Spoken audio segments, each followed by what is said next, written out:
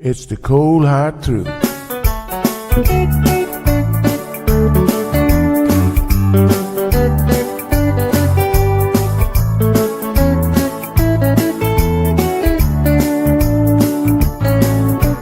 Everyone really want to know what's going on with her show. Just get on the air and you will know it's Sandra. The queen of the mile road is here, helping people from everywhere. Get on the phone and you will hear Sandra. Now she will tell you how it goes, but don't you ever step on her toes, 'cause you will hear the cold hard truth from Sandra. They say she's the hero in town, helping people from all around. You get a call, your money is found, it's Sandra.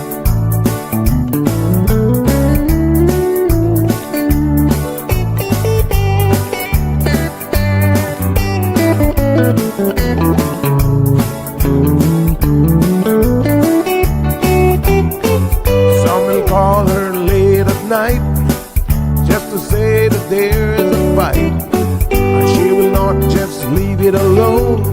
She'll get up and call on the phone, and when politics starts on her show, everyone really wants to know the way the things will really go with Sandra.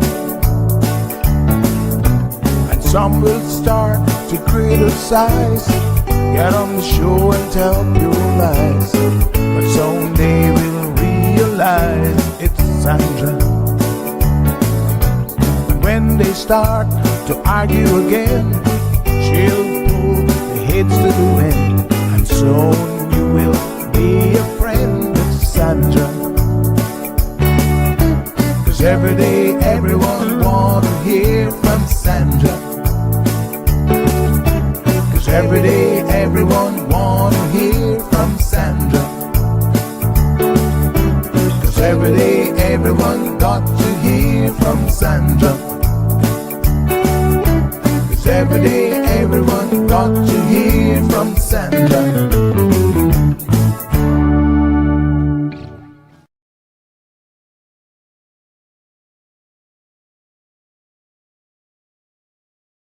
Good morning, good morning, good morning, K-Man. Happy Friday. Wow, I felt like that whole week went by so quickly. But how is everyone doing this beautiful? I think it's beautiful. I haven't looked outside yet. Let me take a little peek. Oh my gosh, look at that.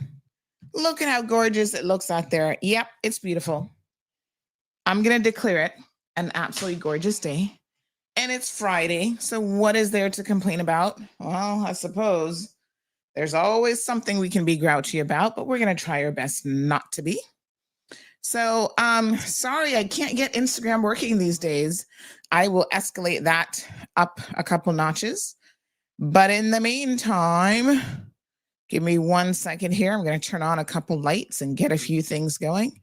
So let me just see here now. I feel like we need to play our wake up song, because I feel like, you guys are struggling. You're struggling to get online this morning. I see those numbers and I don't know. They seem a little bit, they seem a little bit lagging. So how about we do the wake up song? How about that?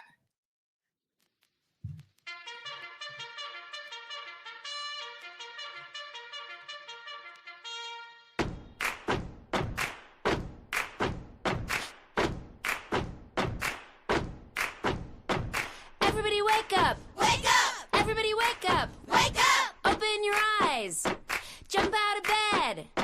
Open your eyes, jump out of bed. If you're on the bottom bunk, don't bump your head. Ow. Everybody wake up! Wake up! Everybody wake up! Wake up! Find your shoes. Find your sock. Find your shoes, find your other sock. Don't hit the snooze on your alarm clock. Everybody wake up! Wake up! Everybody wake up! Wake up! Everybody wake up! Wake up! Everybody wake up! Wake up! Toothbrush, toothpaste. Now wash your face. roll out, sound off. It's time to get up, you gotta get up. It's time to get up this morning. All right. I think one time is enough. One time is plenty. Hold on. There we go. We have a few more people awake now, I think. I'm telling you, this is the perfect song when you've got kids at home and they don't want to get up. You know, it's a school morning and they're like, oh, mom. And you're like, really? I just tell Alexa, we have it on speed dial. I tell Alexa, play the wake up song. And boy, I tell you what, they be jumping out of bed then. Honey child, let's see who is here with me this morning.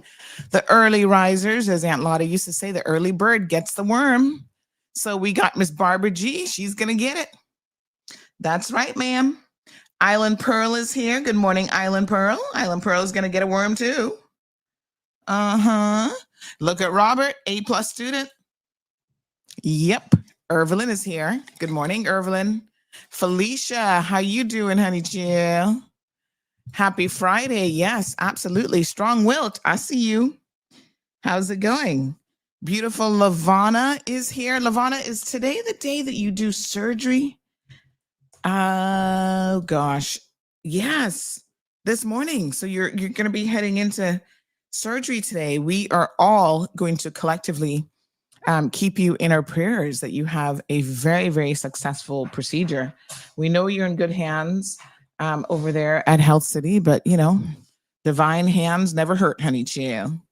So yes, just relax and you know, let us know once you're out of surgery and you're able to message us. Somebody said the early bird normally gets shot, Sandy, in this part of the world. Oh Lord, have mercy. Y'all are just too much. Oh my goodness.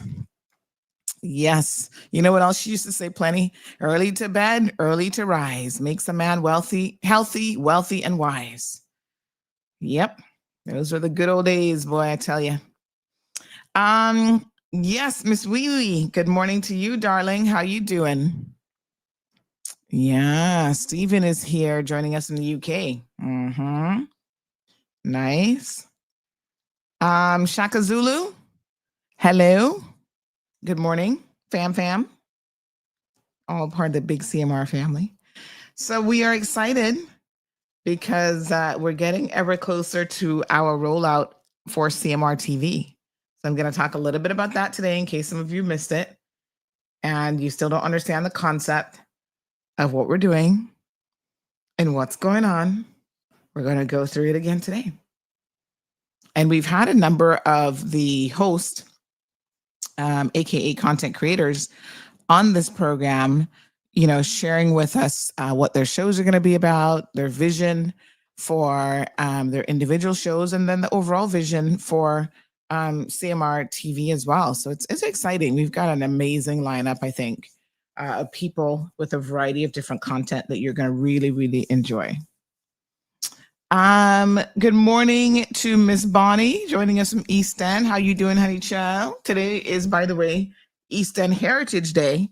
So if you managed to miss all of the others, of course, you know the one that you do not miss under any circumstances because the food is just off the chain good. Yesterday was Georgetown. I hope they had a successful day. You do not miss East End. So we've got like Mr. Dilbert McLaughlin. He was messaging me last night, showing me his pot of turtle stew. You know, getting it ready, seasoned and ready to go. It's a lot to feed so many people. So of course, you know, they have to start really super early. Good morning, Miss Dean. Hopefully, Miss Bonnie, you'll get a plate of that nice food too. So, yeah. Patricia Blake is here with us. You're welcome, Lavana. Can't wait for Books and Bush Tea. I know. Oh my gosh. That show is I've seen an episode, and let me tell you, y'all are gonna love it. You're gonna love it. Let me just send out the links because I haven't quite done that as yet. So I will now grab all the show links here and then send that to everyone. All right. Beautiful. Absolutely gorgeous. But yeah, there's something for everyone, I feel like. With the current lineup, we've got Marla Ducaran, Caribbean and world economist, really. She is going to have her show. For the initial introduction, it's going to be bi-monthly, but so that's twice a month, but we're hoping that she'll eventually get to, weekly. So yeah, that's exciting. We've got obviously Sabrina Turner's daily show. We've got my daily show. We have Authentic with Rayon. Oh my gosh, we're going to go through the full lineup. It's just really, really, really amazing. So yesterday, some of you were asking me why the flags were at half mast, and I had to think about it for a second. But of course, some of you may know, and I'm going to just put this up here on the screen in just a second, that we had a former MP who passed away on October the 24th. So of course, in respect of that, and this is the proper protocol now that we follow when, prior minister, not minister, my apologies, member of parliament at the time, Legislative Assembly, passes away, there's certain things that you do in terms of the protocol and, just respect and so on. So Mr. Franklin, some of you might know him as from Franklin's Fresh Fruits and Juices, which he did for a number of years. And he passed away recently. So I know we had mentioned it on the show already, so condolences to his family. And I think he's actually related to Denny. Denny's he a cousin or uncle? I can't quite remember, but I do know that you guys are family. So many people in Cayman. I was saying to another Caymanian yesterday that sometimes they'll mention, oh, I'm related to so-and-so. People are like, what? You're related to that person? Caymanians, we all kind of mix up and all related, I think, at some point or another. But, closer relatives, definitely will feel the loss so much more. So sincere condolences to all of his family. So let me just show you the details here. And yes, we will post this up. Someone just sent this to me. We'll post this up on our social media pages. So there he is, the passing of Mr. Franklin Roosevelt Smith. He passed away on October the 24th, and service of Thanksgiving is going to be held this Sunday, November the 16th at 10 a.m. Viewing is from 9 to 10, and then they're going to do, and that's at the Seventh-day Adventist Church, West Bay. So that's on West Church Street. And then they're going to do the interment at the North Side Cemetery. I'm assuming he's originally from North Side. On his mother's side. Oh, please tell Miss Carolyn my condolences. Oh my gosh. So sorry to hear that. I hope she's doing okay. Yeah. Oh gosh. And they're asking in lieu of flowers for donations to please be made to the West Bay Seventh-day Adventist Church Hall building. So where's the Adventist Church in West Bay? I'm not really... West Church Street. There's so many churches that one's not necessarily ringing a bell in terms of location, but I guess if you live in West Bay, you probably know where it is. So yes, please, if you're able to attend and pay your respects to the family, by all means, please do so. He was always a nice guy. I remember him when he had his stand, and you'd stop there and he was like the original guy who did the smoothies before anybody else had their little road stand smoothies and stuff, or even at the farmer's market. Mr. Franklin was the one who did that. And so it was always nice to see him, and you could get your little fresh fruits and stuff like that from him as well. And he was always very, very, very pleasant. My dear, we all have to go that way, I guess. Someone says he was also an excellent Cook? Really? Wow. Nice. I feel like long gone are the days when, men really knew how to cook. I'm not trying to put y'all down, but some of these new fandangling men, boy, they don't know nothing about cooking, you got to get to like a certain age group now to really see them getting in the kitchen, seasoning up their beef and their turtle. And I mean, they could really throw it down, which is so amazing. Mhm. Some of the best chefs out there are Caymanian men, 50 plus. Them young ones, I don't know, boy. Their mamas never taught them how to cook. They were too busy feeding them. But anyway, some amazing. I mean, listen, even not for nothing, but this week we did a birthday shout out to Wayne Panton, MP for Newlands, honorable since he's former premier of the Cayman Islands. And I can tell you something. Last year, Wayne made me a turkey for Christmas, and his turkey was spicy though. Oh, it got a kick to it. I can tell you now, it's got a real kick to it. This is not for the faint of heart. This is like, whoo, you gotta love a little spice in your cooking. But it was very well seasoned, absolutely delicious. And who would have known? But he likes to get in the kitchen and throw down and do his thing. So yeah. There you have it. All right. I see some of you still waiting. There's 2 people waiting on this YouTube channel. So now that we have the vertical and horizontal thing, it actually creates 2 separate feeds. And I dare say that the vertical feed clearly is not working because it literally has you guys just sitting there waiting. So let me see if I can kill that one so that you'll be redirected, because 2 people is 2 people. We don't want them to miss the show. So let me just, this looks like it's just, this vertical thing just isn't open. It isn't working. Yeah, it has them waiting. My goodness. Now it says 1 person waiting. Maybe the other person heard me. Come and join the other stream. Let me see if I can edit this in any way. If I can do that. If I kill the vertical, nope, I can't edit it once I go live.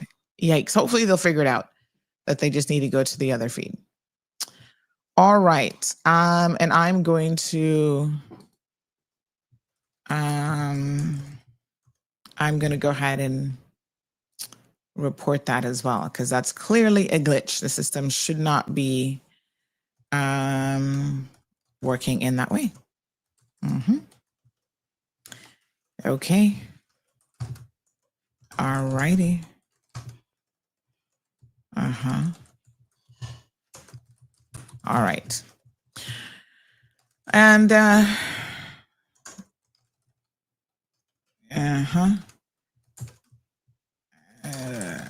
with other destinations. All right. Yes. Okay. So, this is what happens when I don't have a producer in the back end. Some people who go live, they actually have like a whole production person in the back who's like doing stuff for them. I kind of just do it all myself, honey chill. Pull it together.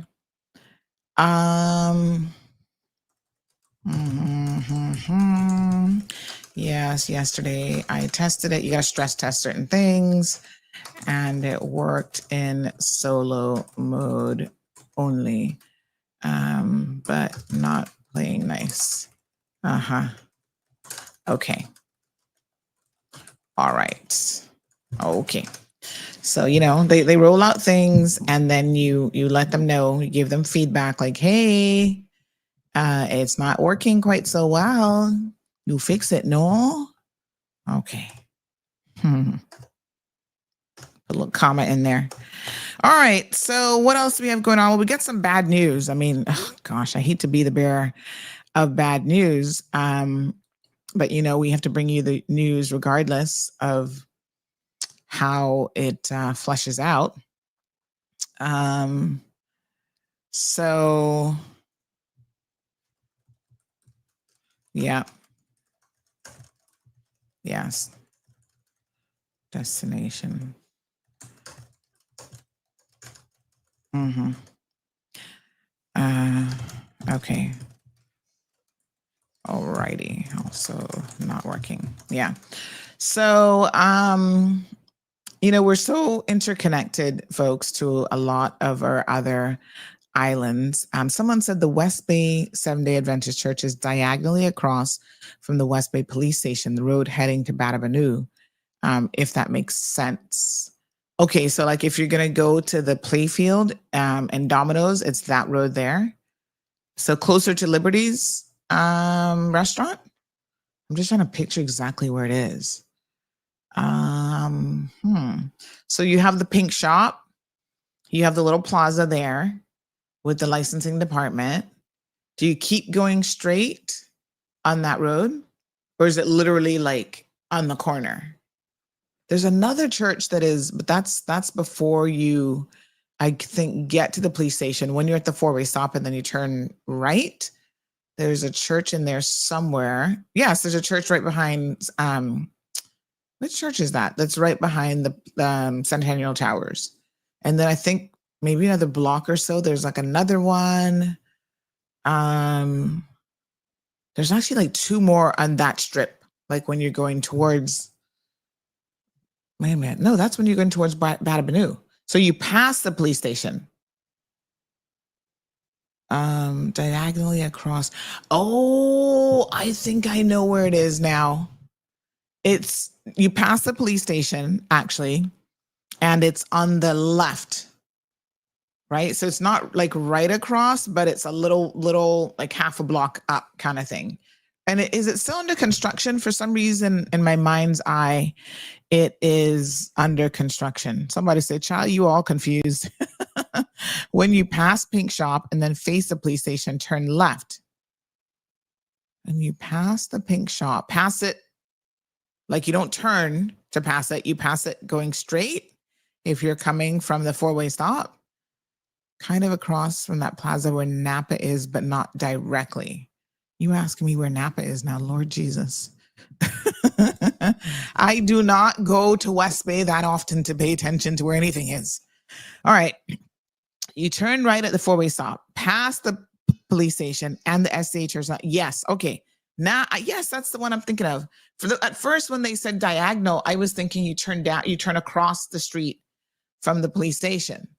But I see what they mean by a diagonal now. Okay, I got it. So that's the Seventh-day Adventist Church, West Bay. Okay. Napa. Oh, Parsons. You see now, if you had told me Parsons Air Conditioning, that I would have known. Napa, not so much so. Parsons AC has been there for a really long time. So, okay, I got you.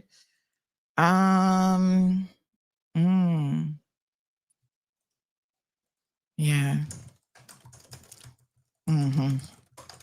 All right. Do you mind posting, this person says, do you mind posting an announcement?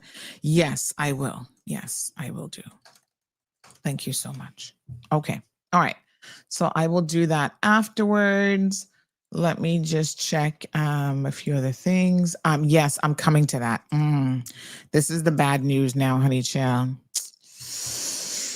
What a mess. All right. So you guys know Cayman connected to so many different jurisdictions, and Honduras obviously is one of them. So there are a lot of Caymanians that are, have a Honduran connection, family, cousins, brothers, half siblings, even sometimes your long lost father actually lives in Honduras. And so one thing that I've noticed is, Honduras is a little bit like the wild, wild west. I'm going to be quite frank with you. You don't go there and do much of anything because you're not as safe as you are in Cayman. So y'all can do a lot in Cayman. You can walk around freely and, nobody don't really tend to bother you too much. And you just do whatever. places like Jamaica, Honduras, Nicaragua. I don't know where else y'all be trying to go. Miami. You got to be careful. And so, unfortunately, one of our own, has been killed in Honduras. At this stage, I'm not going to say the name, although I can tell you so many people have already told me that I'm sure enough people know, but just in case, some family members may not know yet. One of our own, his son, has been killed in Honduras. Somebody, all of my sources are saying that he was shot by a drug dealer. I'm like, oh my gosh. So what does that mean? Drug dealers don't normally go around shooting random people. I mean, I won't say it's not possible, but what was really going on there? So, yeah, I'd be very curious to hear the backstory of why he was even in the company of a drug dealer. How did this really happen? Pretty sad. But anyway, we want to express our condolences to that family. They're Caymanians nonetheless, whatever the circumstances are. Still very, very sad to lose one of our own.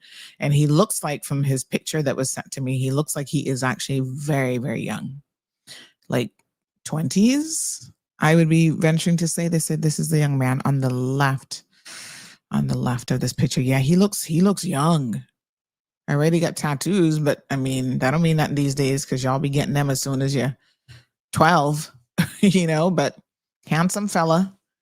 But yeah, I'm going to venture to say he's probably in his early 20s, if that. He looks young. Sad. What else can I tell you? Condolences. Buenos dias, Miss Naidi. How are you? Shaka Zulu says, what's going on with Voices of Cayman? So it's Cayman Voices. Yes, it's been a while, honey chill.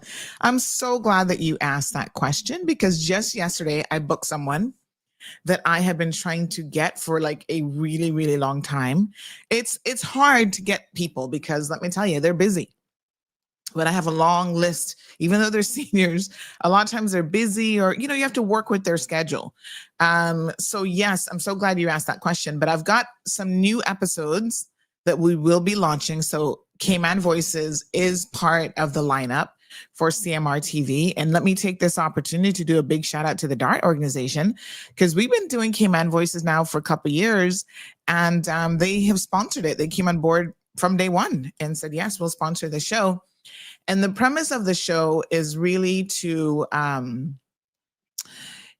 have all, we're collecting interviews from all of our seniors, so 60 plus.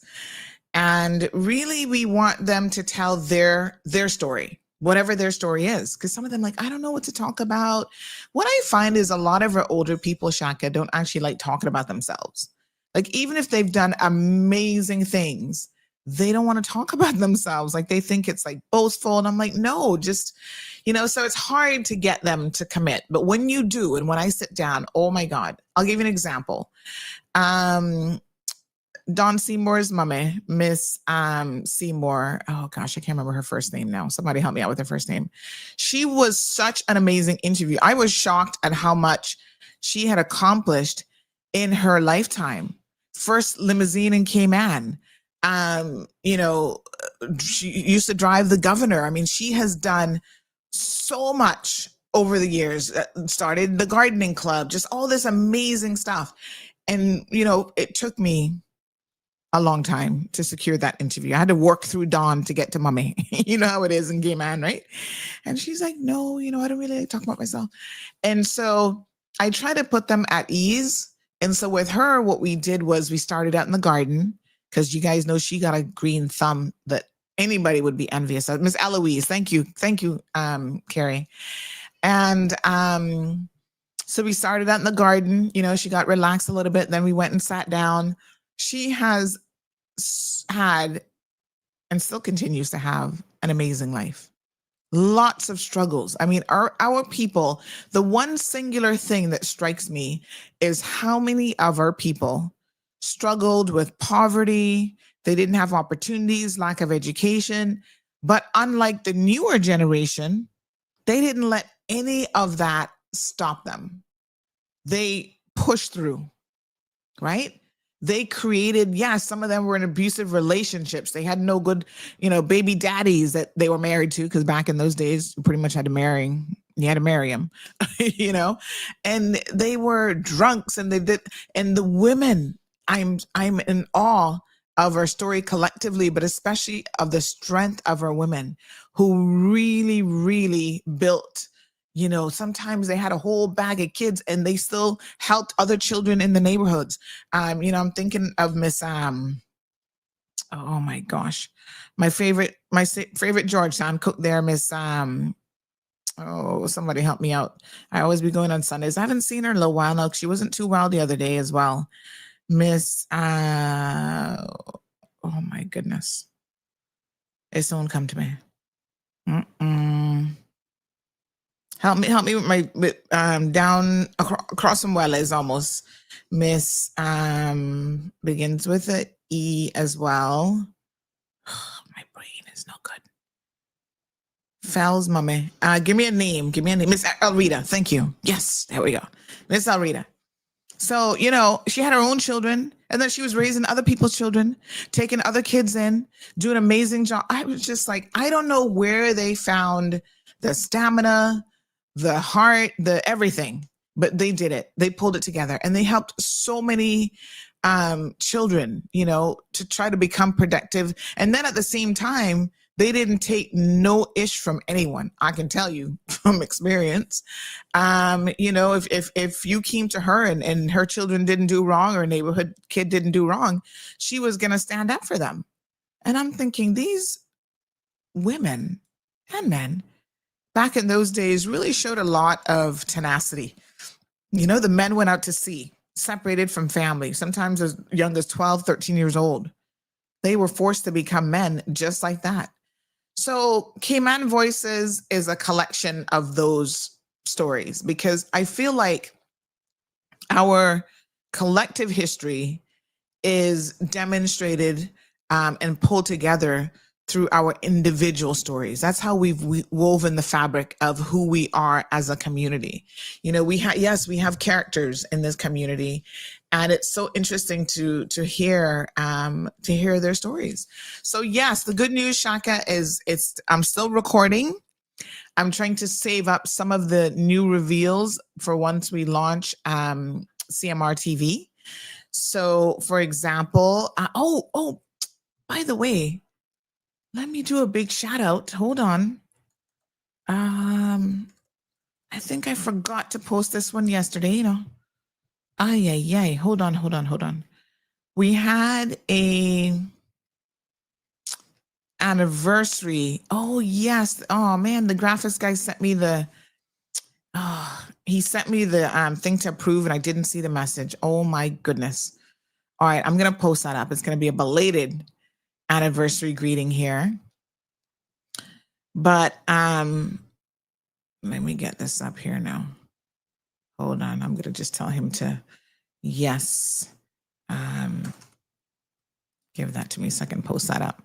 Yeah, but one of the more interesting ones that I've recently did was Miss KK's mom, along with Mr. Norman. So I did Mr. Norman before. He's now 90 years old. And they celebrated yesterday their 66th anniversary. 66? Yeah. They've been married for 66 years. I mean, listen, I can't even think of many people I've liked for 10 years, much less 66 years. Married. Oh, they're so sweet. And both of them are just so amazing. Such an amazing couple.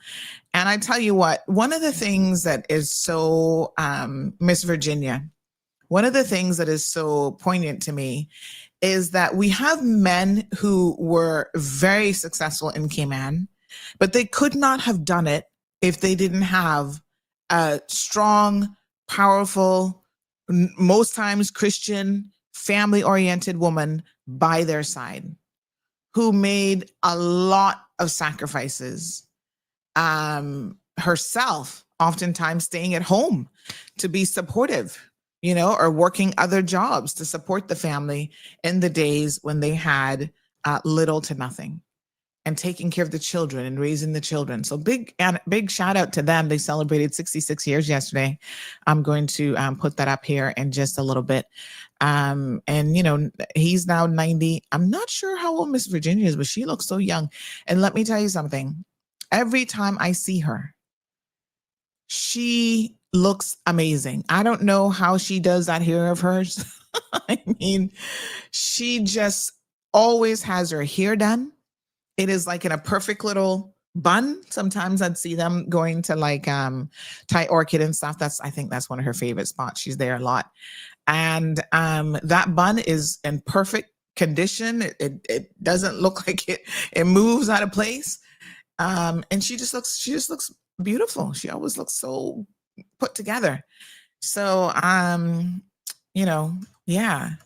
You guys know Sherry Bodden Cohen is one of her daughters, and of course KK as well. And then they have a son.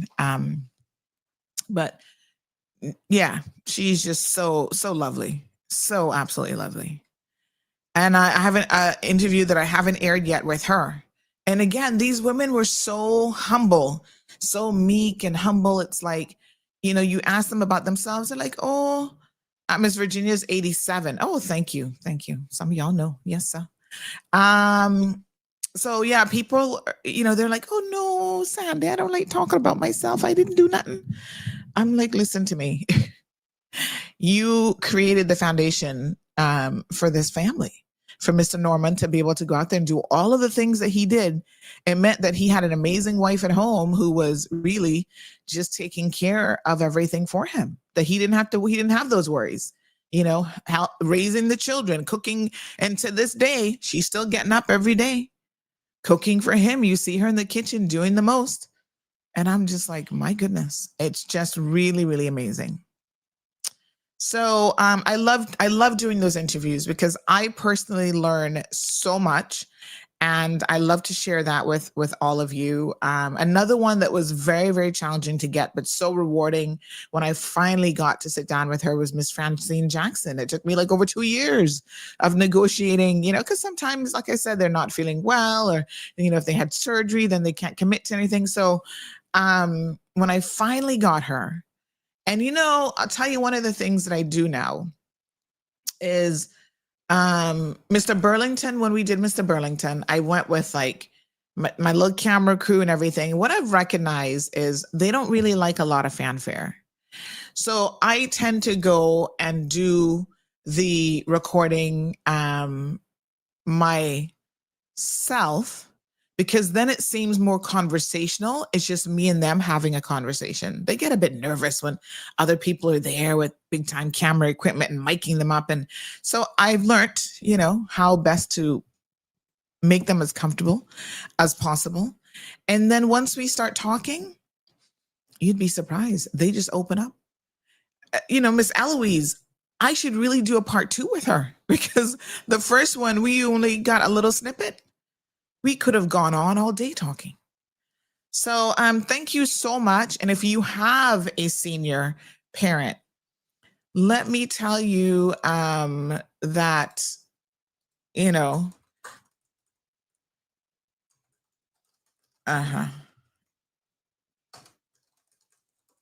right. Let me tell you that, you should reach out to me about doing these interviews with them. First of all, it's an amazing keepsake for you as the family, right? To have them, talk about their childhood, talk about what it was like growing up in Cayman. And it's just wonderful to have. I can tell you, so many families were like, oh my gosh, I'm so glad that this was captured, even if it's just a snippet of their story. So reach out to me. I think most of you have my personal number, 324-1612. Irvlyn says she grows orchids. Oh yeah, she's got a green thumb for everything. Miss Eloise is just amazing. Shaka says Mrs. Seymour's interview was one for the record books. It was awesome. It's hard for me to say, like, if you say to me, like, which was your favorite? It's hard to say that, but definitely hers was very, very impactful. And I think that, like I said, there's more than enough content there to do a part 2. Yeah. She drove my brother to Savannah school every week. Love her. Miss Eloise? Oh, huh. Yeah. I mean, these mothers really, and like I said, they were strong disciplinarians, but really loved their children, loved their family. Like Miss Elrita, which I didn't even know worked in the children's home, and she really went to bat for those children in a way that you don't find too many people advocating anymore for our young people. So thank you guys so much. Yeah. Really, really amazing people. But don't worry, Shaka, I got you. The interviews will continue for that. And like I said, we have a whole slew of other, let me just do a quick rundown on the shows that you can kind of look forward to. So I'm just going to pull up my little PDF here. Give me 1 second. Yep, here it is. So some content creators are not quite ready. And let's just say that the show cannot be held up any longer. So we got to get going. So we have 2 daily shows, myself in the morning, Sabrina Turner in the evenings with Sabrina Speak. We've got Mind Matters with Dr. Nicholas, and she's going to be on Wednesdays. We have Court Matters, which is going to be a little duo show with myself and Wendy Ledger. But we're actually going to incorporate, so I had an attorney call me yesterday. He's like, oh, sometimes I'd love to come on Court Matters to talk about different things and get their analysis. So, so we're going to have other lawyers and stuff on there as well. We've got AI Wave, which is about all things AI related by Tamsin DC.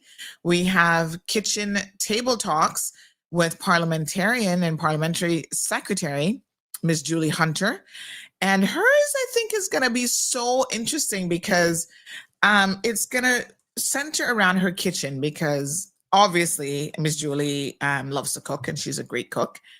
But she's also interviewing other people and stuff as well. And so that's going to be so cool. Let me show you a little shot of, this is a little sneak peek, showing you all a sneak peek here of an interview that she did recently last month with Jazz Pitcairn.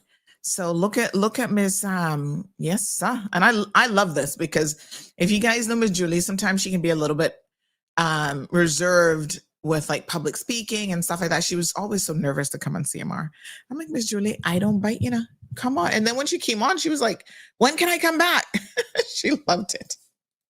I'm like, you see, I told you so. So this is her behind the scenes interviewing Jazz. Jazz is a what is she now? A director? Is that the correct term? Hollywood time, but she's such a lovely young lady. Now I'm starting to age myself a little bit, because I remember when her mom, Teresa, was pregnant with Jazz, and I actually was at the baby shower. Yes, girl, I was there.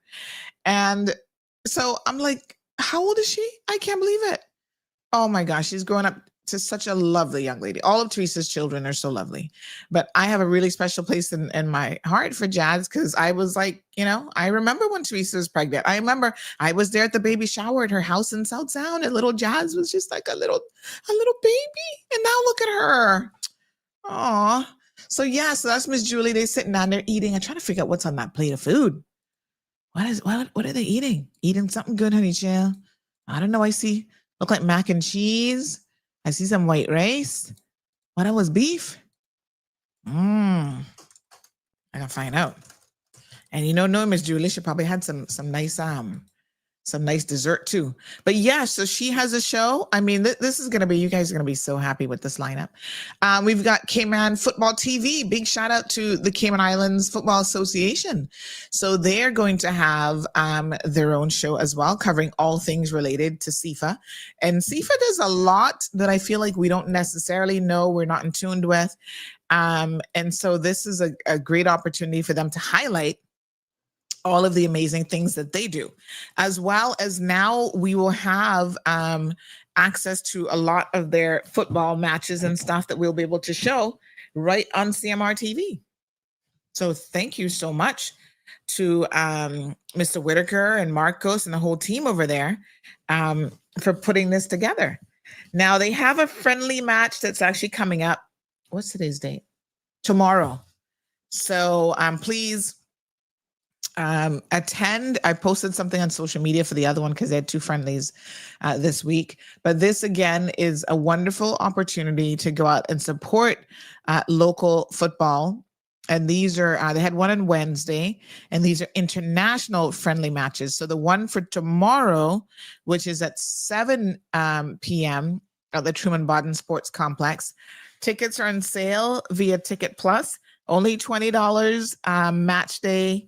That's 2 matches per day, or you can do 30 for all 4 matches. So this is another international friendly.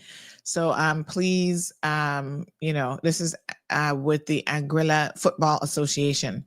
So come on out and support. So go get your tickets and go out and support. This is something great to be able to do tomorrow evening. Okay, so Cayman Football TV, we've got Getting to the Top Uncommon Advice.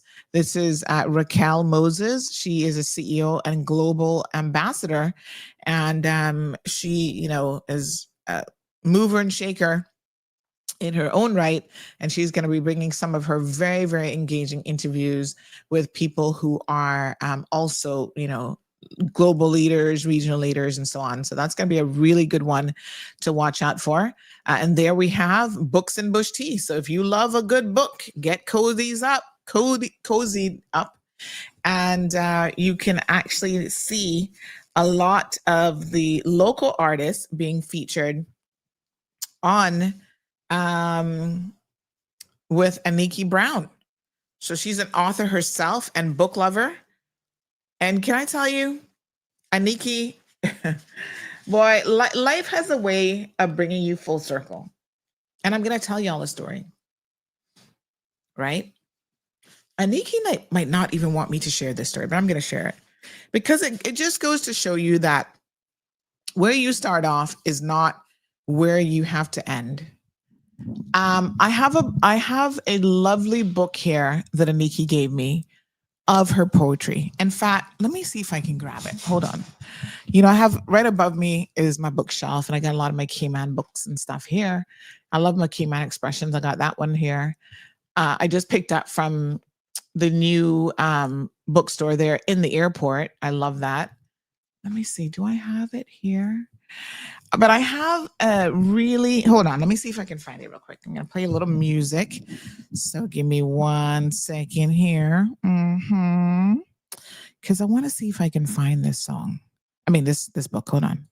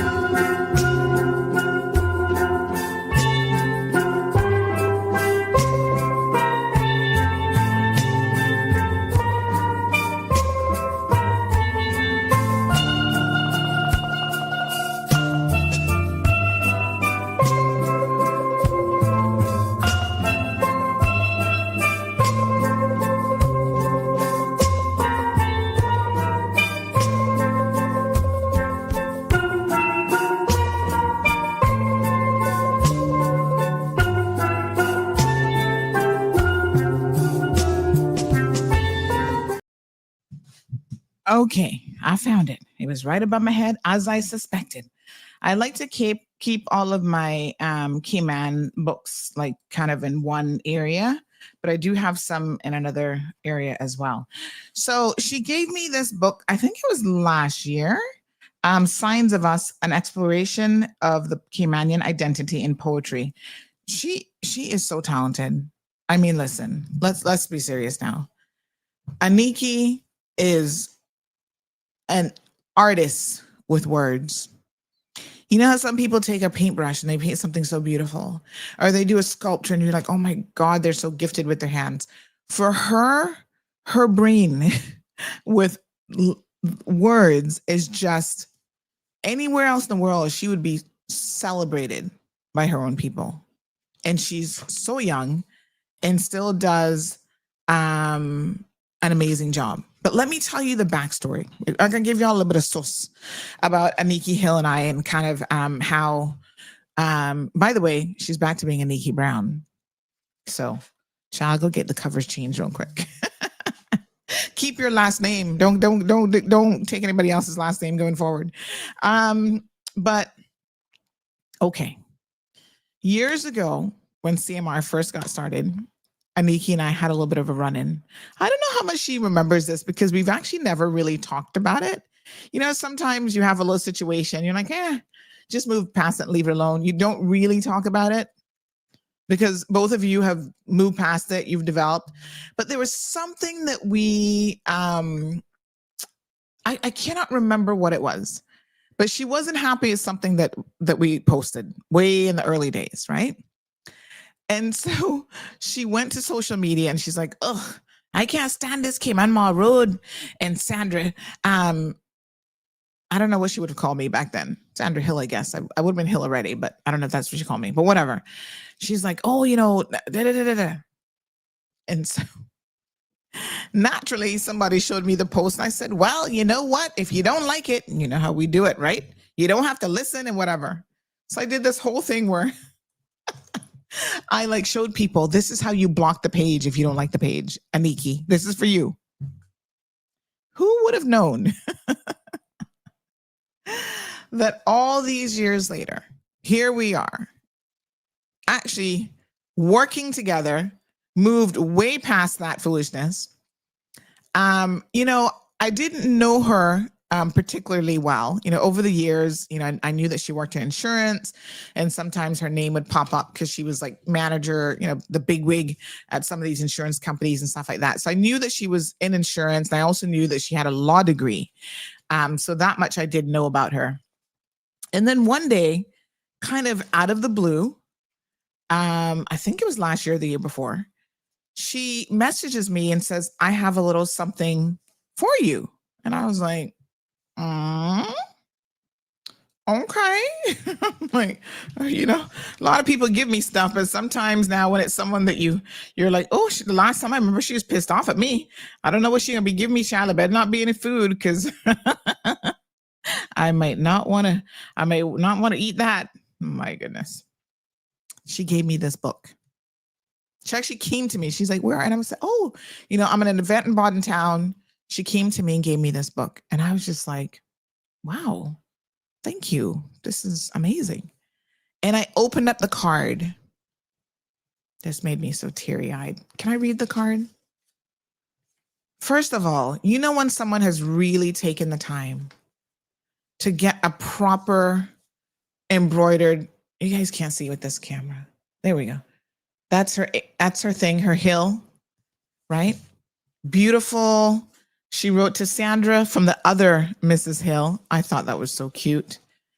Wrote you a lovely handwritten letter. People don't take the time to do this sort of thing anymore.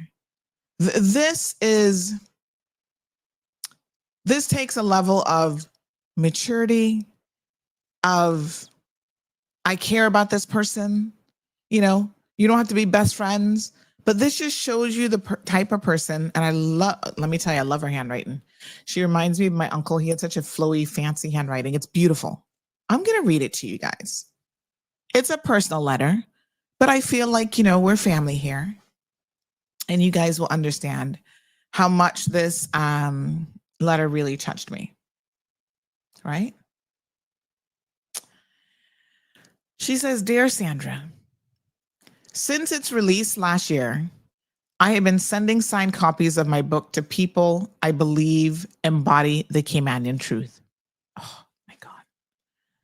I would be lying if I said I agree with you all the time, but I cannot deny that yours is an authentic Caymanian voice. I acknowledge that you have carved out a niche that is vital in present day Cayman. I say often, and I write in the introduction to this book, and she puts in quotes, I cannot write honest, hold on, what's that word? I cannot write honest love songs to my people if I don't cuss a little. In today's social noise, your voice is one of the only ones that captures that particular nuance. So, madam, may you keep doing what you do, and please know that I know your role even when that I honor your role even when we disagree. Any feedback you have on the book, I would welcome, especially because I'm sure you will give it to me straight. No chaser and no lube. Happy reading. Signs of Us, Aniki. Oh my God. This is so amazing. Isn't that beautiful? I love it. I will cherish this little note forever. There's very few things that you'll be seeing me keep, honey child, but this note I will keep. That's going into the archives. And so I love her book. And she put on the inside to Sandra Hill, Child of Cayman, A Voice for the People. And if you haven't gotten this book and you are listening, if you're looking forward to her program, her show, you got to get this book. It has so much amazing stuff in it. Oh my God. Let me see if I can pick one. Oh God, look at what I turned to. Not, tell me if that's not poetic. Turn right to the page. It says the Old Marl Road. This one is short. Page 19. Rumors of war ride on salt spraying chariots, hitched to legions of mosquito steeds, over mansions, cracked zinc lean-tos, sieve through whist and sea grape leaves. And that's it. Some of them are very, very short, but just beautiful.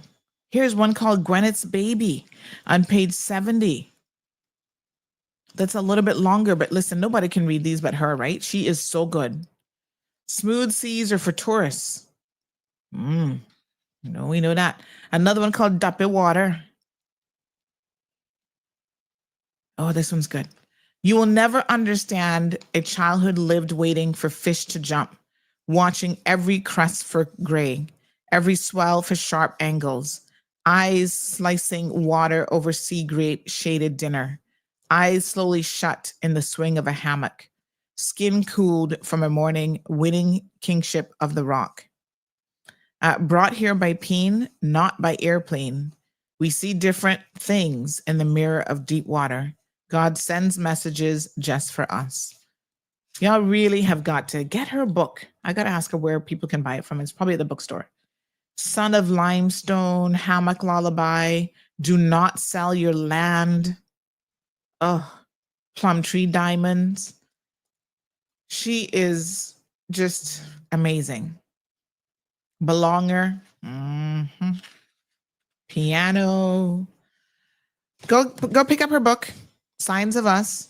It's a collection of her poetry, an exploration of the Caymanian identity in poetry. So yeah, she's doing interviews where she's going to be talking about everything literary, from poetry to, different types of authors.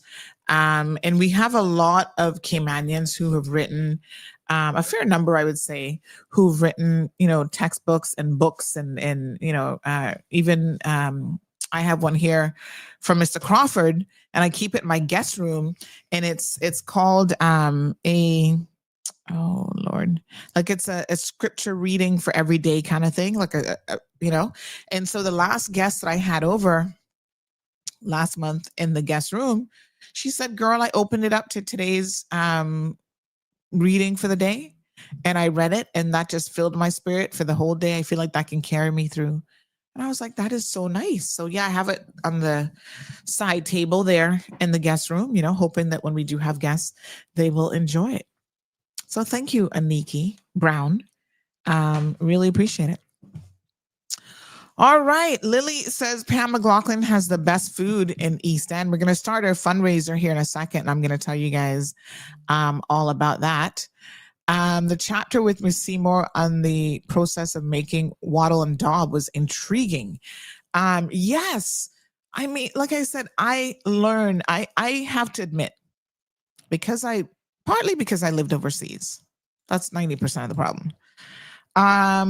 I am very, very ignorant to a lot of Cayman culture and history. And maybe that's why I try to, even at my age, soak up as much of it. Like, I'm like, tell me more, because, oh my God, when I lived in the States, I was so, it's difficult to explain when you're away from home, like where your heart always identified as home. And so there was a lot of things that I knew even when I left at 9. I was just turned 9 years old. The turned mangoes with sauce, the guineps, most of my memories are around food. What can I tell you? Plums, like just so many things. Like walk around barefoot in Georgetown because you really had no shoes. So whatever. Going to the waterfront. What do we call it now? What do we call the waterfront area there? Going there every single Sunday, walking from School Road, Hospital Road, and going there. And of course, I couldn't swim, but my sisters were in the water, and I was there with them, and always getting the little sea urchins. What do we call them again? In your foot. And then, of course, they tell you, oh, somebody has to pee on your foot for it to come out. We know that's not true. But back in those days, as a kid, you didn't know any better. So you're like, oh, God, who's going to pee on my foot today? Getting a buck toe. Because I swear, every single day that I would walk, every single weekend, I would walk there on Sundays. Sea eggs, thank you so much. I would get a buck toe without that big toe. Must have been too big. Every time I would buck my toe on the road, I was like, what the heck? Hogside Bay. Yes. Just so many memories. So I think I left at a time in my life where I was still young enough to know, like I knew certain things, but young enough, but still missed it. And so I was growing up in a very, very different place, growing up in the States. Life was different. Everything was different around me. But I clung and hung on to like the little memories that I had of Cayman. Going to East End on Sundays with my aunt. She would drive me and my cousins up there, her kids, Tanisha and Raymond. And I remember Tanisha's a little bit younger than me, but I remember us like sitting in the back and, whatever kids talk about, we would have been talking about, I guess. But I always thought, for whatever reason, that East End it just seemed like everything was up on a hill to me.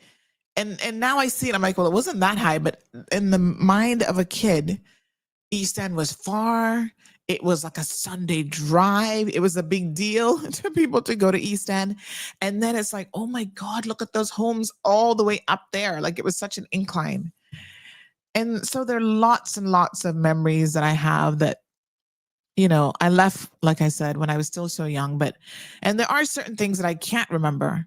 I know I told you guys last week about my accident, where I was hit by a drunk driver, basically trying to walk home. I was trying to walk home.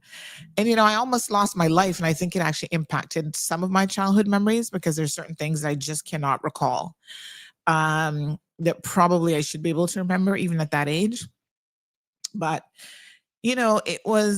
it was something that I longed for, having then had to go overseas. I was just like, I wanted to see my people. I wanted to know my people. I wanted to eat mango and sauce again. And, just like everything came in. And so when I sit down, to your point about the stories, right?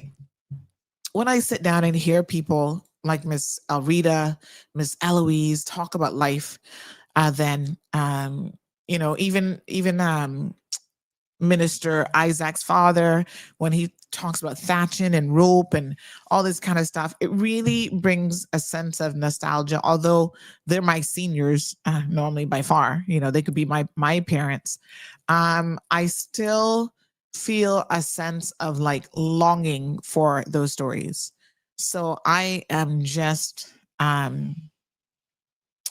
soak it in. Like I'm just so interested in what they have to say.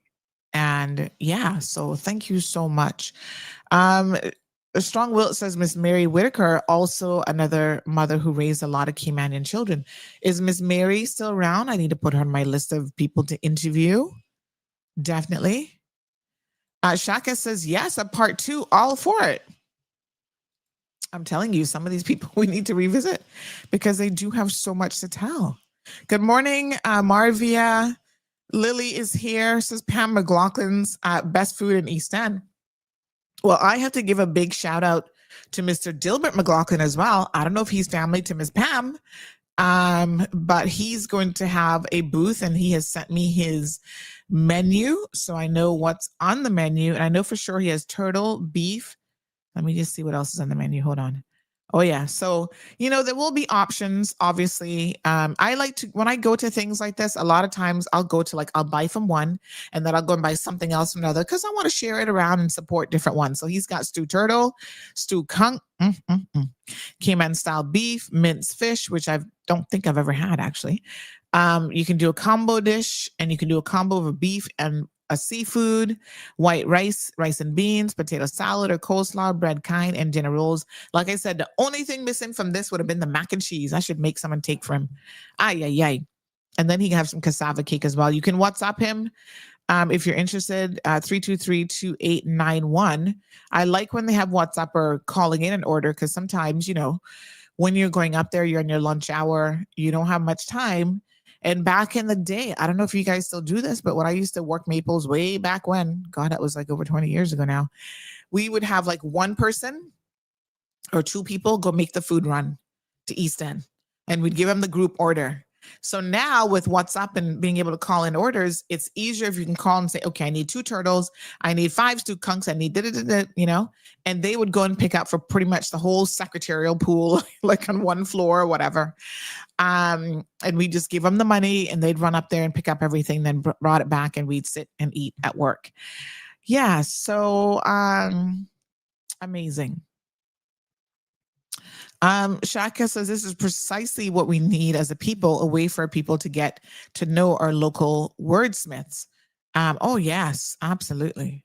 No, the minister's not coming on today because they're in the middle of the budget of finance committee and all that kind of stuff. So no, the minister will not be on today, but he'll be back next week. Thank you for asking. I'll let him know that you guys miss him. Thank you, Miss Liliath. Yes, Hogsty Bay. Sandy, you remember Borden's Pizza? I'm going to be honest with you. I don't.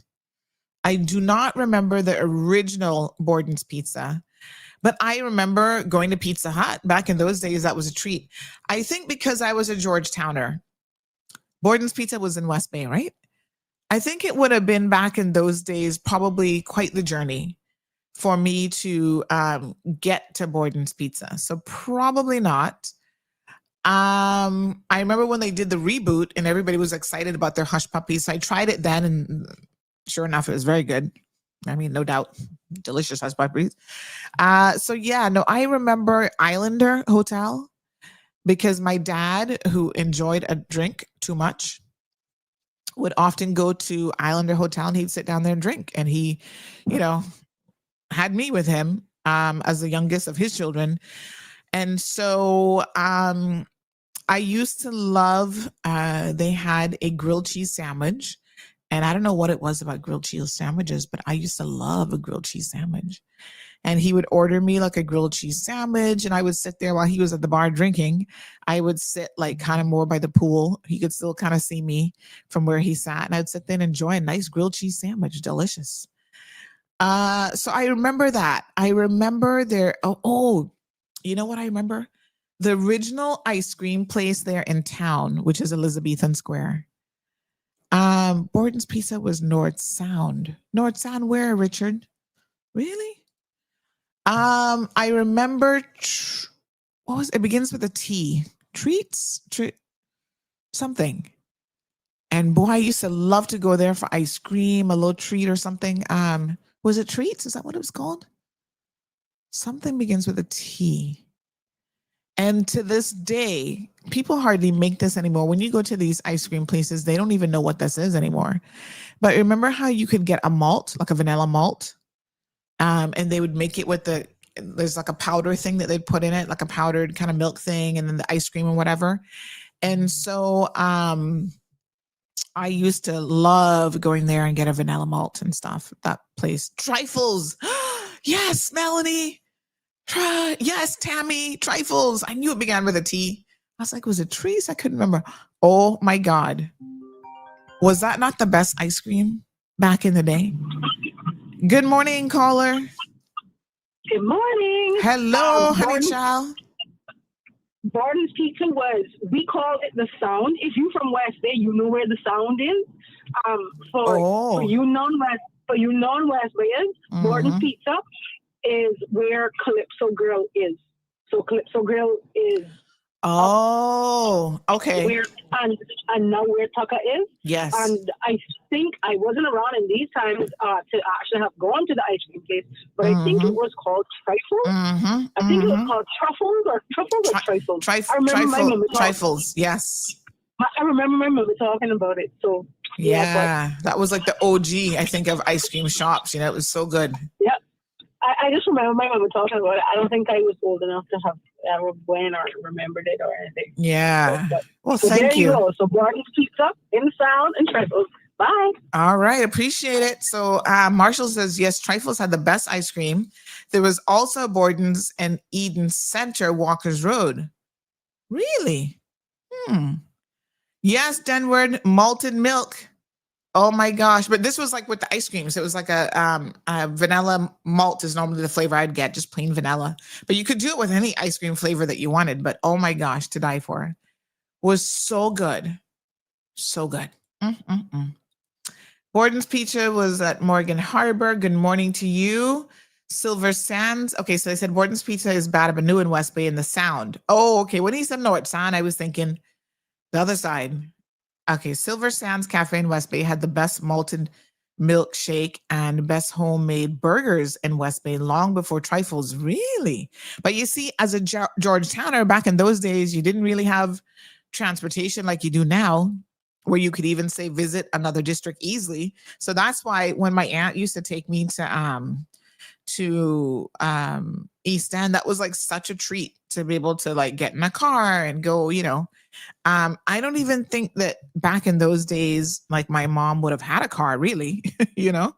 My dad, he was a mechanic, so he always had a car. He was always driving something because of the nature of, you know, he had access to cars. But yes, Silver Sands Cafe. I don't really remember that one. But oh my gosh, Georgetown era used to come down on Sundays at Borden's Pizza and Silver Sands, but yes, limited cars. This other person says maybe it was called Trixie's ice cream place. No, Trifles. We got it. We got the name.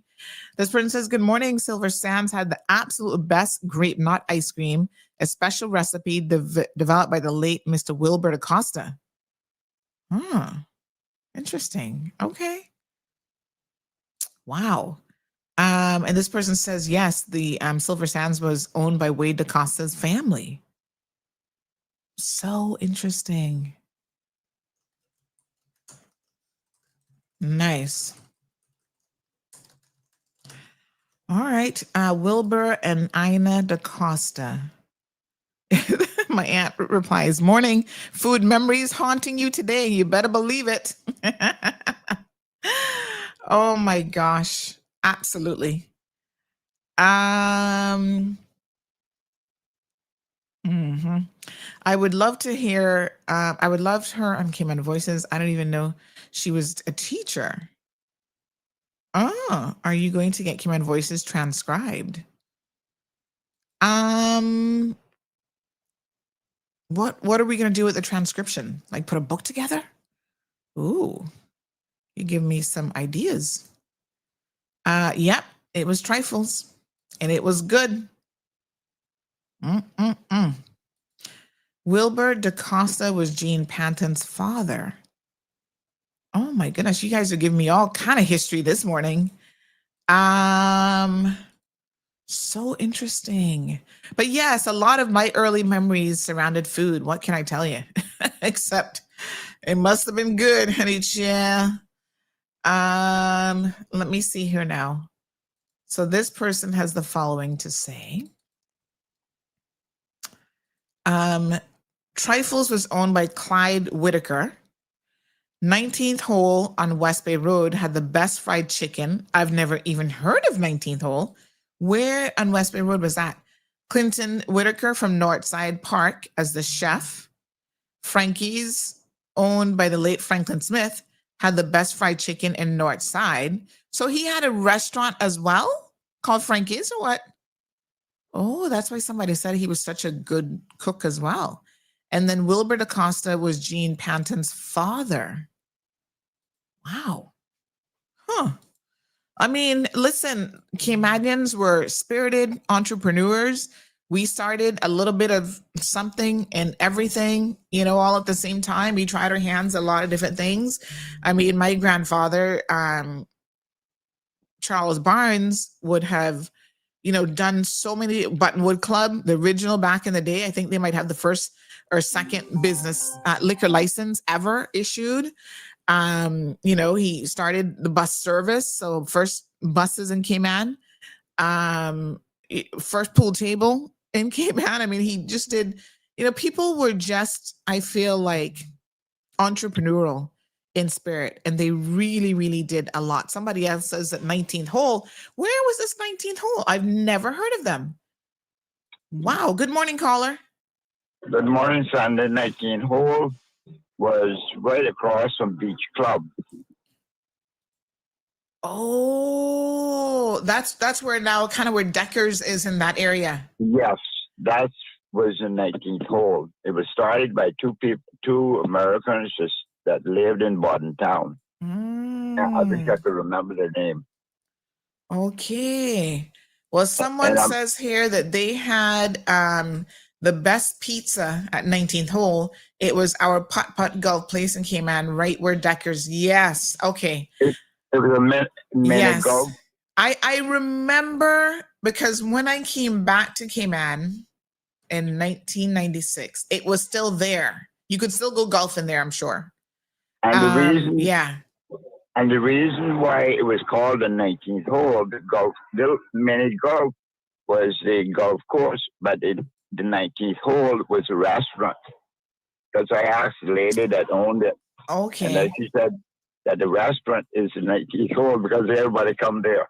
And speaking about pizza, the first pizza that came to this island came a guy named Tony Bonafide. He started the pizza with what's it called again? The Burger King is. Tommy Hulston owned property right across. It's now a vacant lot, I think it is. And he started. He used to sell cars and whatever. And I remember Tony Bonafide. He started it on a Sunday night. And people from all walks of life would go there and buy pizza. Because Ashley Ramon, who is an icon in this island, he said to me, Jane, he said, "Did you hear about that pizza?" And the man is named Tony Bonafide. He couldn't read or write, but he was a man that you wanted for. That was Ashley Ramon. You wanted him as a friend because he was always cheerful. And then Tony Bonafide moved from there because the business was so much business he couldn't cope with it. I think the place across from Burger King was called Dirt Motors, where they used to sell these cars. And so Tony Bonafide went down, I think, to Balmanew and the town, and eventually Borden bought out the rights to Tony Bonafide, because Tony Bonafide also he used to make slippers or sandals, and he used to work out of the Seabanks garage, a big storeroom at the corner of Turtle Farm Road and the other place there that goes to the town hall. Wow. So the Borden Pizza was an offset of Tony Bonafide, and that was good. That was good pizza. Yeah. I don't think anybody in the island has ever can do better pizza than Tony Bonafide. Wow. Yep. Someone says the best chicken wings was at 10 Hole Restaurant. That was in the best days, but they must have been talking about 19 Hole, not 10 Hole. That was 19 Hole. 19 Hole. Yeah. Yeah, 19 Hole. That was right across on Beach Club. Yes. This person said we make him hungry here today. I hope we do, because boy, I tell you what, those are days. And Tony Bonafide, where they called Liars Park. Tony Bonafide made a restaurant there, and that was packed all the time. That man had he could turn anything into good food. Wow. Nice. Very nice. Well, thank you. Thank you so much, Mr. Dexter. I appreciate it. Yeah, it's good to have these conversations. I'm his brother. Oh, okay. Yeah. Very nice. Well, I mean, however it goes, we certainly appreciate it. All right, you take care. Thank you, darling. So this person says Mr. DaCosta was Wayne Panton's father-in-law. 19th Hole was where Deckers now stands or stood. And in Cayman Brack, Black is bus, literally a bus converted into a food truck. Oh, really? Had the best hamburgers and banana splits. Nothing like a good banana split, let me tell you. Ay. Making myself hungry this morning as I'm sipping on my my vinegar water this morning, honey Jill. Sandy, get a little book stand in your room. There's so we can see what recent books you're on. That's what surprises me about you. However, I was so glad you love your people and country, pro Cayman. True, Sandy, it was Hills in the Road. Used to love, I wonder, was it not my imagination then? Was East End a little bit higher up? Maybe when they started to build the road, it doesn't look quite as high anymore. I don't know. But this person says, I used to love when we go drive out and I would tell Mama, speed up because it felt so good. It's like when you go to Cayman Brack and you go, I don't know what that long road is that'll kind of take you to Lighthouse, but geez, peace. Don't you just love being in your rental car in Cayman Brack? Because, you get little small cars and you kind of speed up a little bit and you go up and down. Like you're like, woo! It's a roller coaster. That was a thing with our fathers. My dad was the same. He would put me to sit on the bicycle handle facing him and he'd take me down the east to visit our family. And they had a little house bar there. It was trifles. And did you do anything with Miss Glida? Remember the Everglow Drive-In Theater? So I do remember the theater a little bit. Says they should bring that back. So I would have been at Miss Glida's, but I don't really have any memories of her. But I do think that I would have gone there. And the only kind of thing I remember about Miss Glida's, which really wasn't so much about her, it was more about my sisters.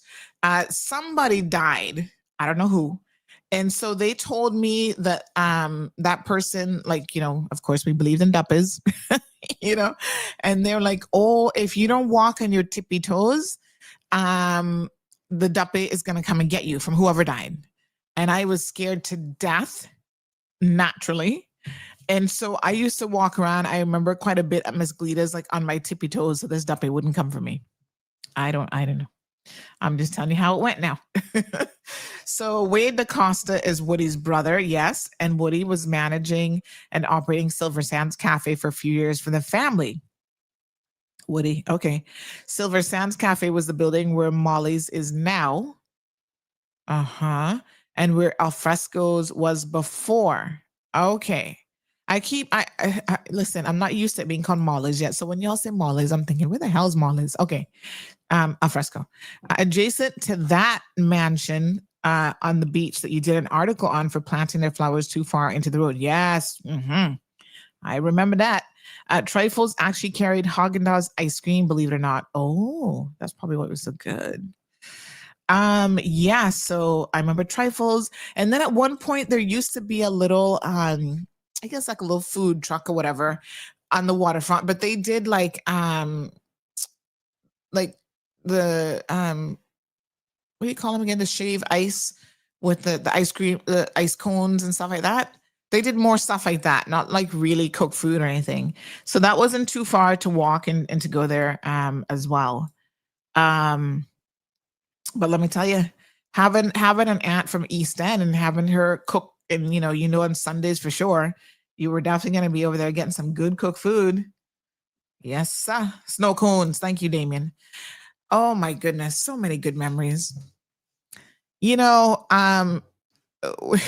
when we reflect on our childhood, I mean, certainly things were chaotic at times and crazy, but still a lot of really positive and good memories. And like I said, there were people in our families, in our communities who were like, they kind of knew the families that maybe didn't have as much or were struggling a little bit, and they tried to help out. You know, they were there. Those were your aunts and uncles and, you know, other people who were like, okay, you know, like let me take this kid on a weekend, or, you know, I've got kids around the same age. They can come hang out with us and we'll take them out and take them for a little drive East End so they could see something, or, you know, so I feel like, you know, the community it felt different. It really felt different growing up in Cayman in those days for sure. And I'm thankful for it. I mean, a lot of you know my Aunt Adonia. Somebody just mentioned Norberg's Bakery. Oh, what the patties. Yes, my dad was so crazy back in the day. He would leave his car running all the time. Because, you know, back in those days, nobody stole your car. So he would go, same Norberg's Bakery, and go in there and get patty and just leave the car running, go inside, get his patty, whatever. Come out, car was still there. It was never a problem. He had a sweet tooth like me. I suspect that's where I got it from. And he would love to make custards, you know, the little custards. And he would make them, put them in the oven by Pa Brown's place there in town. And boy, I can see him now sitting down there eating a custard. He loved him something sweet, cakes and custards and all kind of thing. Pagoda's Chinese restaurant. Okay. So let me think about where was Pagoda. I feel like I kind of remember Pagoda's, but I don't know if I would have ever maybe been there like once or twice. But where was Pagoda's again? Isn't that the one was that the one McKeeva had? That he'd taken the drug money from, remember the drug guy there? Oh Lord, what his name is again, that ended up getting busted in the States and went to jail and stuff. And he wrote a book. And in the book, Lee something, help me remember his name now. And in the book, he said how he gave so many people money to start up businesses in Cayman. And McKeeva Bush was one of those people begging him for money. Bonnie says, you're right, Dexter. My parents purchased the business from Tony Bonafide. Hi, Miss Bonnie. Oh, and that's then, I see your last name is Borden. So that's how it became Borden's Pizza. Wow. Meryl, good morning, darling. Says we used to play golf and then go to Borden's Pizza. The restaurant was there then Periwinkle. Lee Rich, that's his name. Yes, yes, yes. Y'all got to read his book if you haven't read it. It's a good one.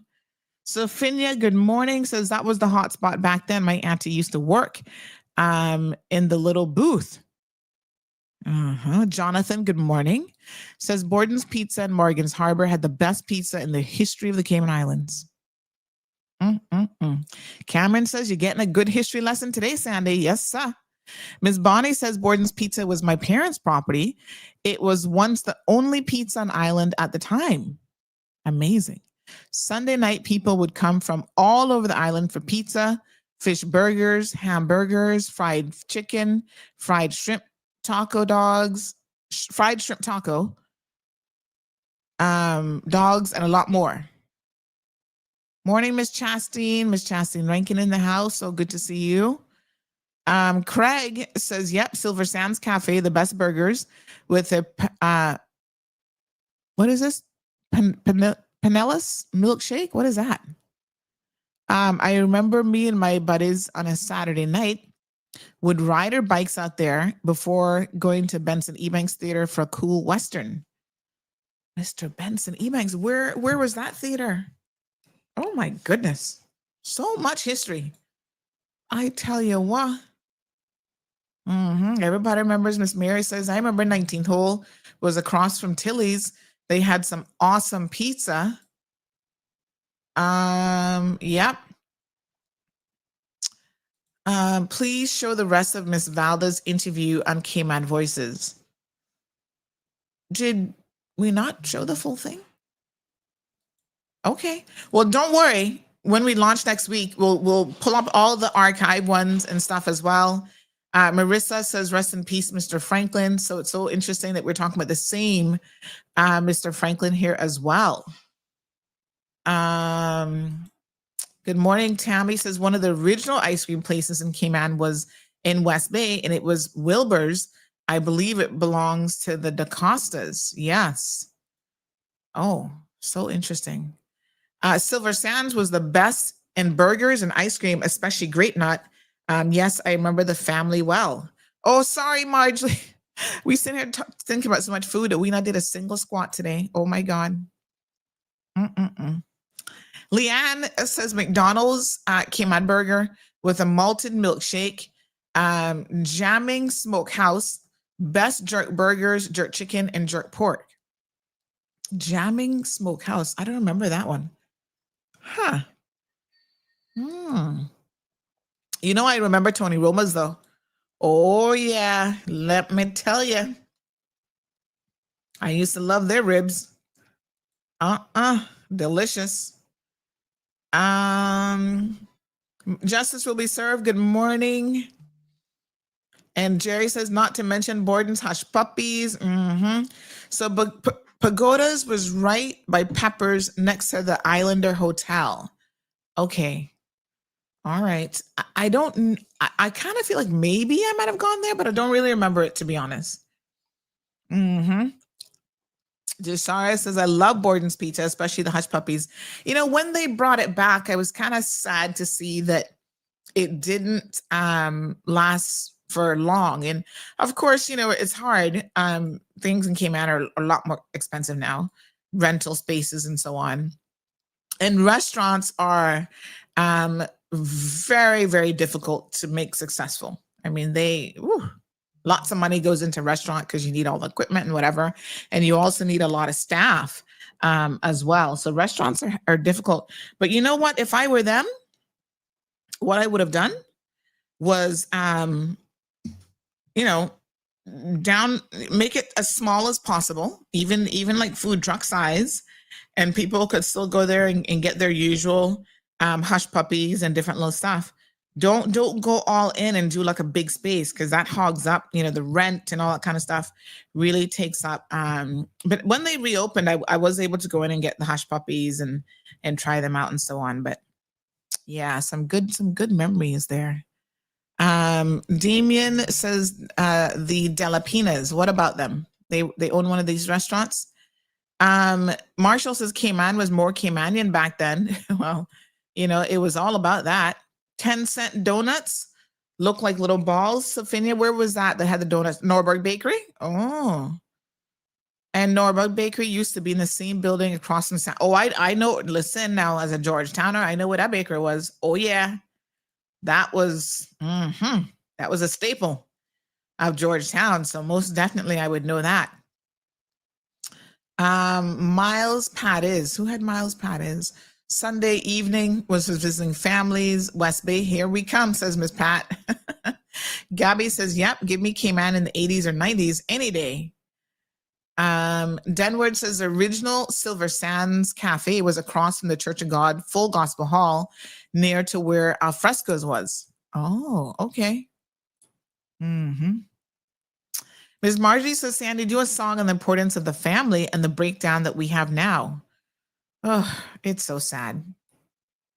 And, I'm going to be honest with you, Marjorie. We always had families that struggled in Cayman, families that were broken in some way or another. But I think what has shifted is the fact that you had more of the community that was there to help. So when I think about, for example, like I reflect on my aunts, right? I think of like Adonia. You guys probably know his Topsy from East End. So when she came to Georgetown, don't tell her I said this, Nina.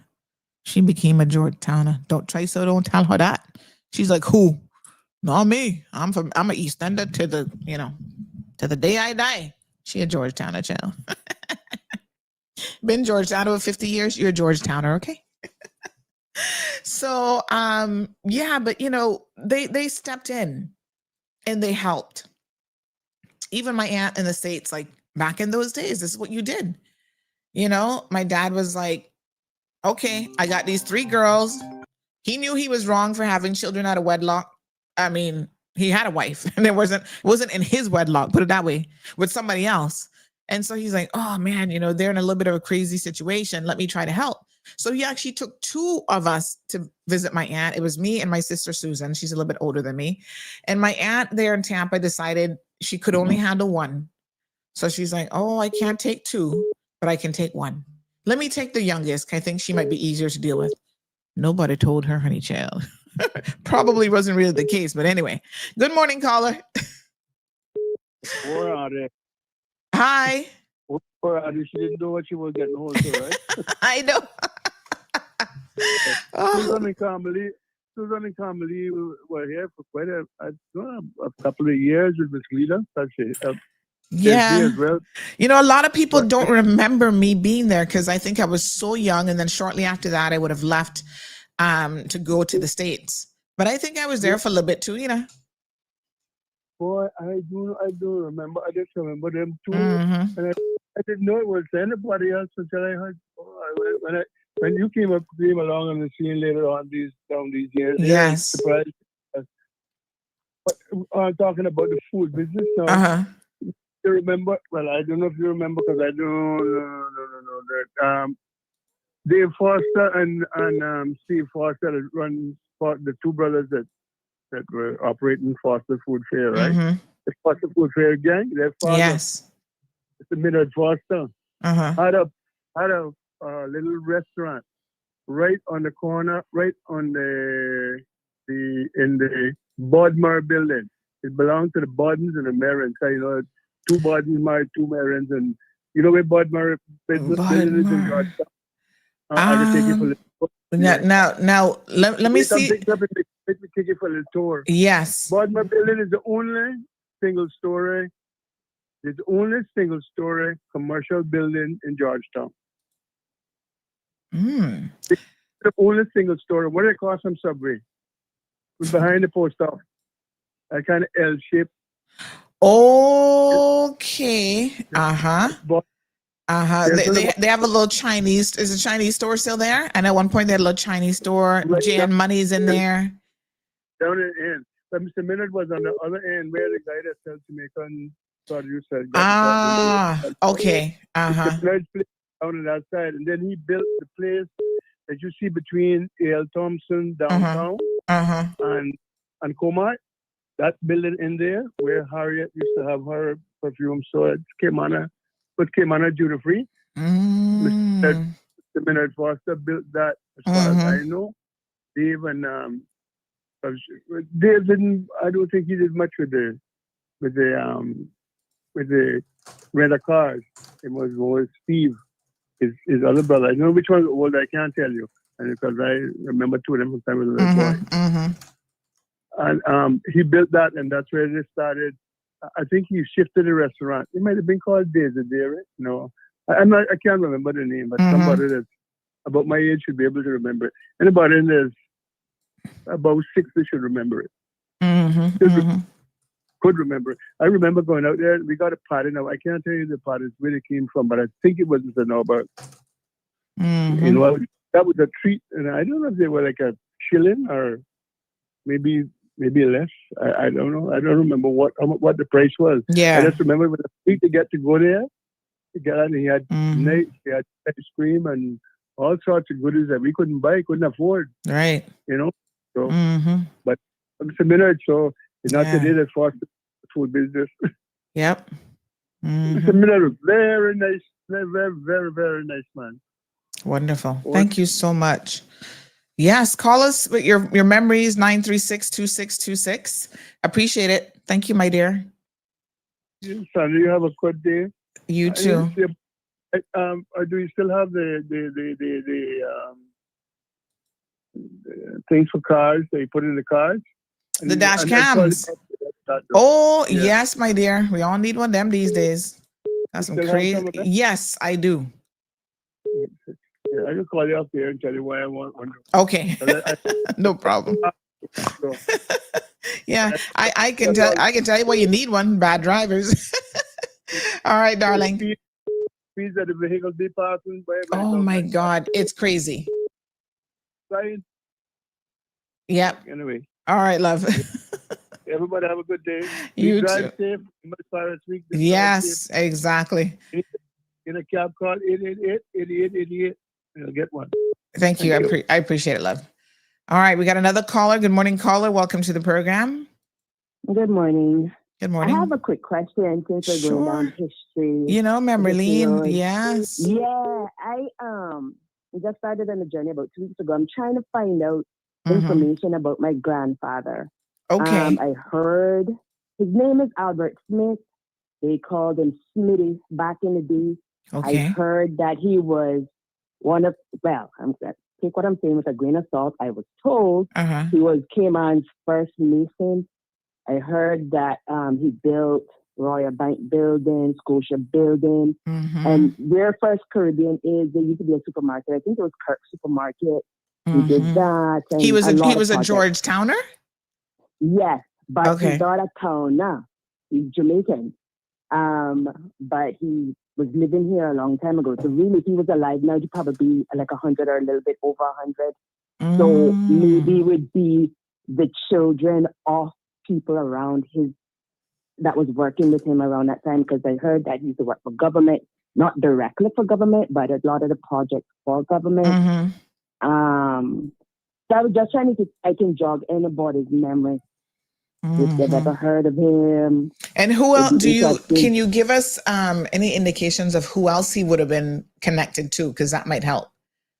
All right. Well, I spoke to everybody that, my mama died. The only other person I could speak to was my aunt. And she said that around that time it would have been like Dick Arch but I don't know who that is. She said maybe the Rebs and so on. I am not sure. I'm literally starting from the ground up. Yes. So I'm glad you said that, because of course I know exactly who Dick Arch is. Uncle Dick. He has a good memory still. And in fact, he's one of those people that I've been meaning to do a full interview with. So give me your grandfather's name again. Albert Smith. Albert Smith. And he was a Mason. And he would have lived on, in 1960s, he purchased land on Smith Road.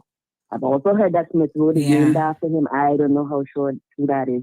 Because of course, Mr. Arch lives right there off of Smith Road, and which makes sense, because where we live on Smith Road, where my mother was raised and where we grew up on Smith Road, was called Pond Road back in the day, but they changed the name about 5 years ago to Elroy Arch. So on that road, my grandfather was the first person to purchase property down there. So I'm going to tell you, I'm just going to jog people's memories. On that street, that's where the Faulkners lived. Dudley Faulkner used to be a mechanic. They were the original crew down there, like Emerson Pierce appearance down there as well. E.L. Thompson, what's his sister name again? Her brother, Mr. Lawrence, had lived at the top of the road down there too.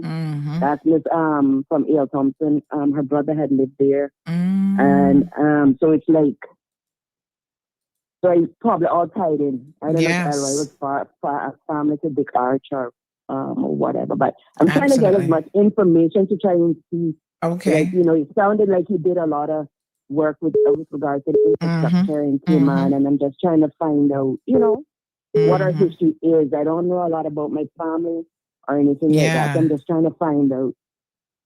So if anybody knows anything, all right, put it in the comments. Thank you. I appreciate it. I'm going to just jot down your number so that, hold on, don't hang up yet. So that if I find out anything, I'll message you on WhatsApp and let you know. Thank you so much. Yes, my dear. Thank you too. So yeah, I mean, this is great. We can find out a little bit more about, you know, our family histories and stuff. Good morning, caller. You need to turn down whatever background noise that is for me, please. That was you in the background. Well, you got to turn it down, honey. Chill. I turned it down. Oh, isn't this a lovely show today? I was going to do a fundraiser thing, but I'll push that forward till Monday because we're on a roll here this morning. You know what? I want to find out more about my West Bay side of the family. When that young lady was asking about her grandfather and stuff, that I was thinking, I know somebody in West Bay must know. Okay, so here's my question. Uric's mother, Miss Jean, her mother, this is how I have such a strong West Bay connection. I understand that her mother was straight from West Bay. So I need to find out more about her and where the West Bay connection really goes. Because when I look at these genealogy tests that I have done, I'm more West Bay on paper than I am a Georgetowner, believe it or not. So I want to know more about my West Bay roots. How's that one I can't help you with? Yeah. So any old time West Bayers who can help me? My grandmother, Miss Jean, passed away, I think, when she was relatively young. You know, I don't know exactly how old my father would have been, but I obviously way before I was around. So she passed away, I think, when they were very, very young. And so her mother now is who I'm trying to find out. And I think based on what I've heard is they used to call her Miss Dottie or something like that. But if anybody knows anything about, because listen, I'm family to everybody in West Bay. Yeah, all the Ebankses, even Ralston, his niece and stuff showing up on my thing, which means that Ralston and I probably like third or fourth cousins. Yeah, it's crazy. Everybody in Cayman title. I know, true. But, yeah, I was calling because this morning you guys are hitting on all of my family because my grandfather was from East End. Oh, and, 7 of us kids, I was the only one, always wanted to be East End. Daddy used to have drop me off, come back, pick me up. But my grandfather's place, I loved so much. And it was sold. I left, went away. I was gone for quite a while. It was sold and then resold. And I managed to come home and buy it back. Wow. Yes. So Isn't that something? Yes, I'm on the property that was owned by my grandfather. Amazing. But it wasn't given to me. But then Dexter called in about West Bay and Uncle Curtis and the shoe shop and all that. That was my uncle. That was my father's brother-in-law in West Bay. So here, everything you guys hitting this morning, I'm like, oh my God. You know, you were talking about coming to East End when you were young. Well, I used to be so scared when Daddy was got by the blowholes up there where it come up so high. He used to have to put me out. Mama had to walk me past that because it looked like a mountain to me. And I was going to fall into the sea. So I used to feel the same way. And I was kind of wondering if it was just me. Nope, wasn't just you. That's why I called. That's what made me call you. I'm like, oh my God, I thought I was the only one. But it was so bad. Every time they had to walk me across that area. But I still had to come to East End because it was my spot. So yeah, my uncle Will Jackson, he lived right next door to my grandfather because the whole property was one. He sold this property to Norman Bodden, who built this weekender house. And he sold it to Marcus and McLaughlin, and I managed to buy it back. Wow. I am very blessed. So I'm sitting here on my front porch looking at the ocean. Beautiful. That is so beautiful. So just thought I'd call in and share that. Yes, thank you so much. Yeah, I got 75 years down. I've been around quite a while. Beautiful. Yes, anyway, thank you, darling. Thank you. I appreciate it. Yes, 936-2626. I just logged into I forgot about my genealogy things. I just logged in and it found new people for me. So I don't know who Virginia Watson is, but it says that we're third cousins, twice removed, or half third cousins based on the DNA that we share. So it's always finding new people. We also have Oliver Swaby. No clue who he is, but it says that we're fourth cousins. So interesting. And you know what is even more interesting? When you find people around the world that don't even have a Caymanian name that you're family to. Those to me, like here's a Tasika Boney, Boney, says that she's a distant cousin. And I'm like, who the heck is she? Sophia Dilbert shows up again, second to third cousin. To me, that's so fascinating. Hey, Sophia. She might be listening to this morning. Joanna Welcome Martinez, second to third cousin. Brittany Powery, second to third cousins. So crazy. Good morning, caller. Good morning. Hey, you're on my favorite topic, old school food here in Cayman. Yes. Anybody remember Shenanigans Pizza at 7 Mile Shops? Shenanigans Pizza. No, 7 Mile Shops. Okay. We used to go in there all the time in the late 80s, and we'd always order the same pizza almost every night. And one time they used to slice it 8 ways.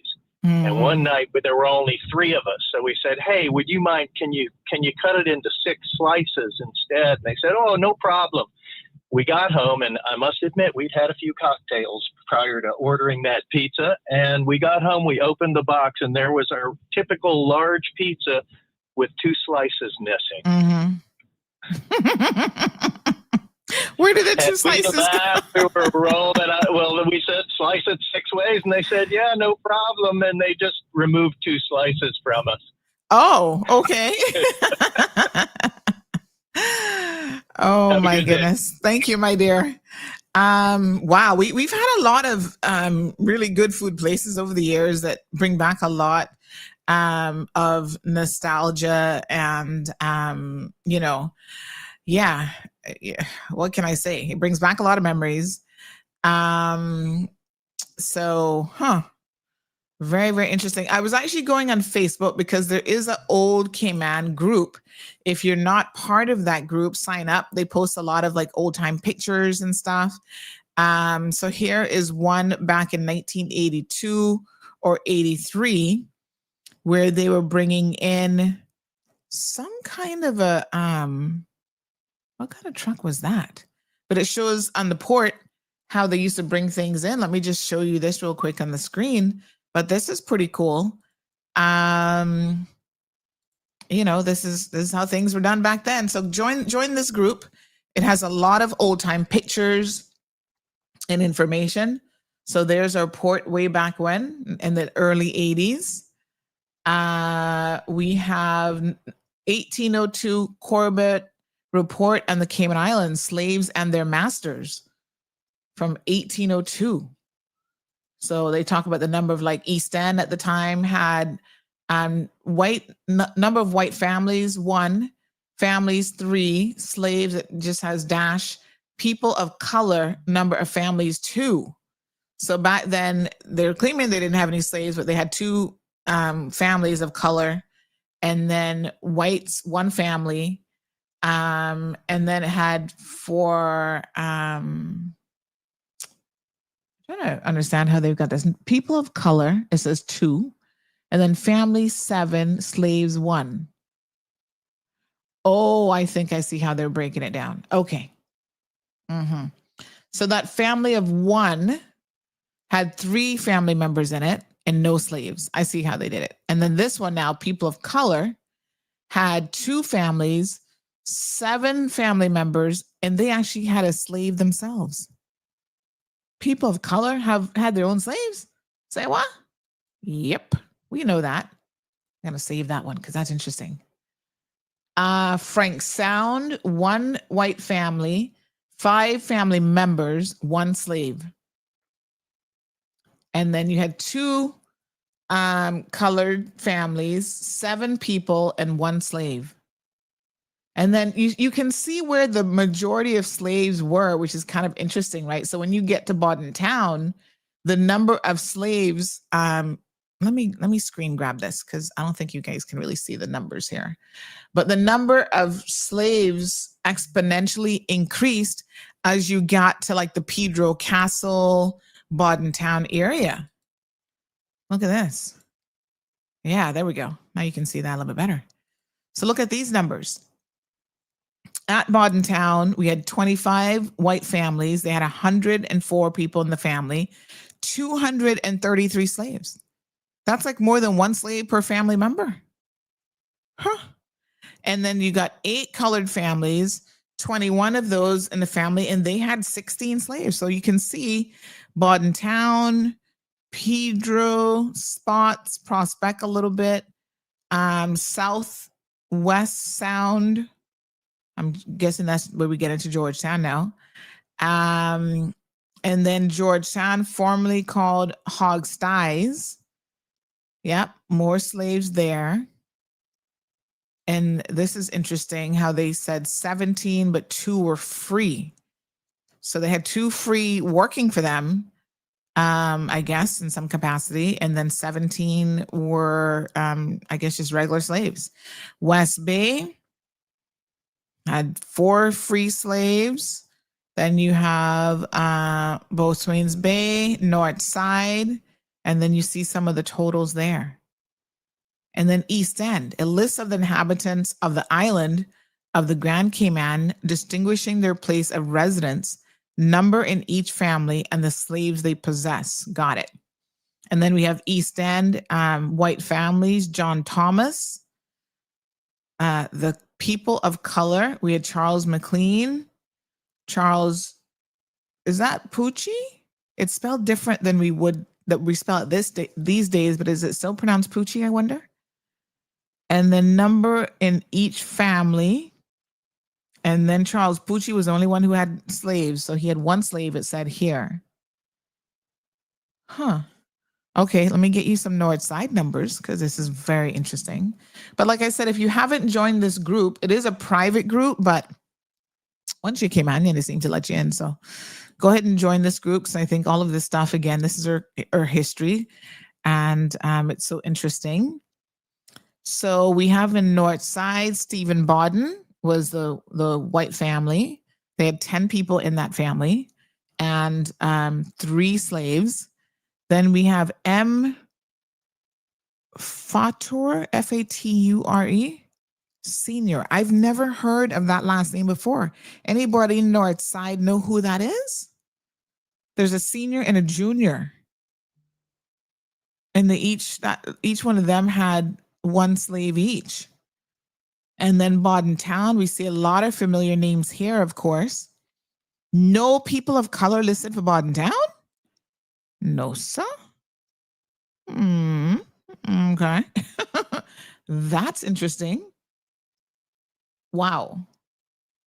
Where were the people of color in Bordentown? They were all claiming to be white. Now we know that that's statistically that's next to near impossible. But I guess if what do you say? Fake it till you make it. They were claiming it. They could pass for white is probably what it was.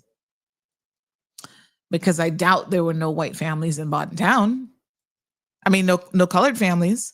Anyway, this is official record. We have very familiar names: James Bodden, Esquire, Joseph, and W.M. Conyer. But look at how they spell their last name. Conoir. Huh. We have Benjamin McCoy Jr. Then there's a senior. Looks like they had a little typo there. Back in those days, it was hard to fix typos, so they just left them. Charles Seamon, Semon. That's not a name that I see anymore. James Connor, but you see how they spell their name. It could be a typo because, like I said, back in those days when they made a typo, they just kept it. You didn't have no magic eraser or anything. William McCoy, William Bodden Esquire, Joseph Bodden, James Faturn, Faturn. Mary Leach, James Wood. There's a Susanna Faturn, so no doubt related to James. Another William Bodden, James Silver, John Walter. Okay. Interesting. All right, let me pull up a few more here. I find these to be extremely interesting. We have West Bay. West Bay also claiming to not have any people of color, any families of color back then. John Bodden. Is that supposed to be Thomas, Thos, Hyde? But look at how they spell the Hyde, Hide. Huh. James Walker, William Rivers, Isabella Hoye, Hoye, Edward Hall, Mary Jeanette. And then they had all of these free Negroes. So I don't know what part of West Bay this is, but they've got West Bay kind of separated. So there's, I guess, West Bay proper. That's where all the white people stayed. And then we have Boatswain's Bay, which now we accept as part of West Bay. This is where we have all the people of color staying. So we have Henry Ebanks, Augustus Ebanks, Barnett Ebanks, Mary Mitchell, Thomas Bishop, Amazon. Somebody had a name Amazon? Yes, sir. And Mary Mitchell was a free Negro. And she had 2 slaves. So I think Mary, Thomas, and Amazon were all free Negroes because they have the little asterisk underneath, meaning just repeat that. So they were all free Negroes at Boatswain Bay. And then they had slaves of their own.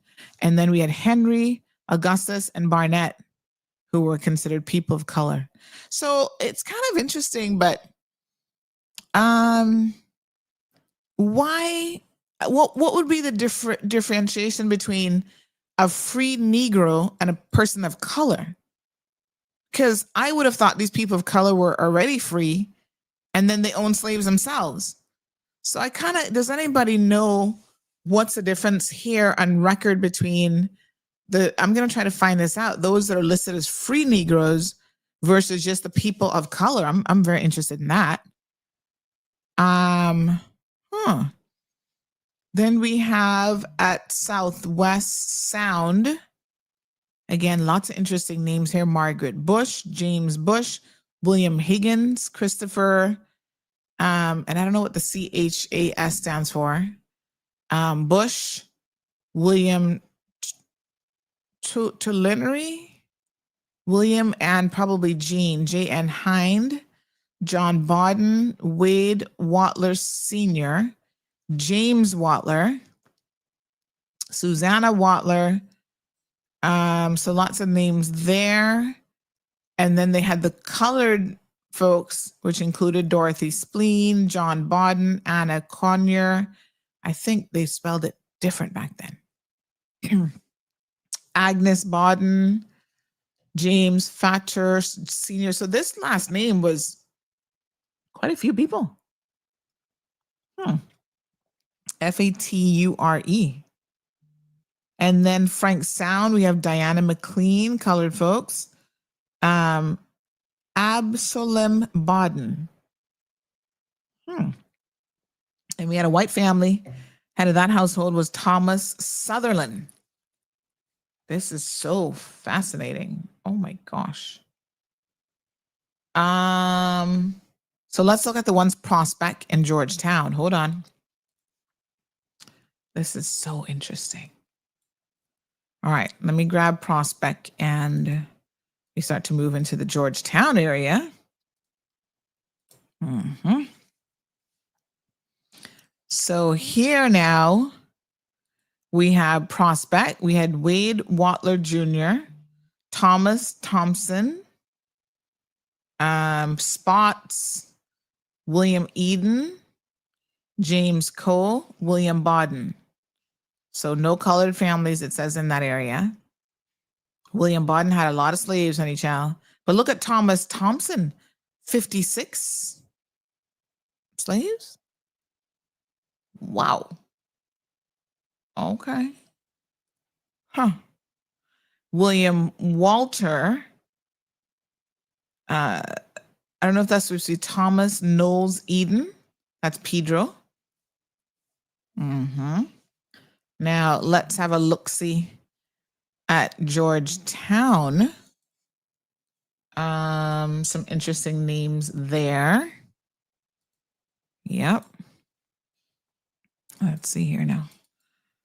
So Georgetown, we have John Drayton, Abraham Bodden, Sterling Rivers, Sarah Nixon, William Jeanette, George Bodden, W.S. Prescott, Benjamin Bodden, Eliza Connor. Yeah, they definitely spelled it differently. Mary Savory, John Bodden, John Edward Rivers, James Thompson. And notice how it's Thompson, not with the P. It's Thomson, Thompson, like that. Cornelia Scott, Mary Wilson, John S. Jackson. And then we had some of the colored folks, C. Parsons, James Parsons, William Parsons, Lind Rivers, George Barrow, and then the free Negroes, William Trusty and Catherine Mitchell.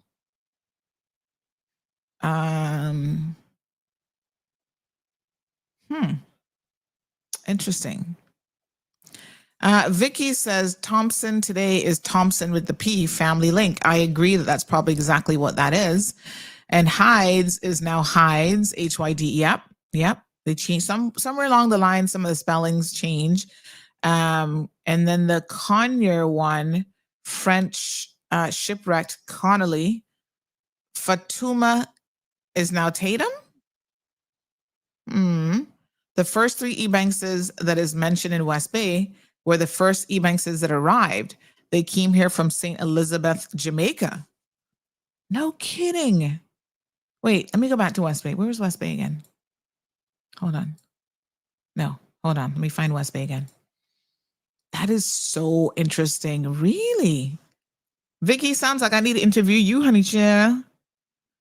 Let me see. Where's West Bay? Bodden Town, West Bay. So you're saying that hold on here now. Those from Boatswain's Bay came from Jamaica, Henry, Augustus, and Barnett. And they were like the original Ebankses? Oh, those three came from St. Elizabeth, Jamaica. Interesting. Oh, Chas stands for Charles. Thank you, Plain and Straight. Oh, Amazon was around from back then. I know it's a very unusual name. Esquire has something to do with low or high royal. So that is normally like a lot of lawyers back in the day would have had the title of Esquire. But yes, it is definitely let me see. Hold on. Let me tell you the formal. So it is considered a person of who can use the title. So in the US, Esquire is an unofficial title of respect, most commonly used for lawyers, of any gender. In the UK, it traditionally refers to those holding specific offices, such as Justice of the Peace or high-ranking military and naval officers, as well as barristers and others who have received a grant of the title from the sovereign. So there we go. Miss Anita says, Vicky, I need to chat with you about some of my family tree too. Vicky, can you reach out to me? Because especially if you know a lot about West Bay, I am very, very interested in talking to you. Yes. So then they did a summary, a general account of the people there. And we see, let me just show you this one. These are so interesting.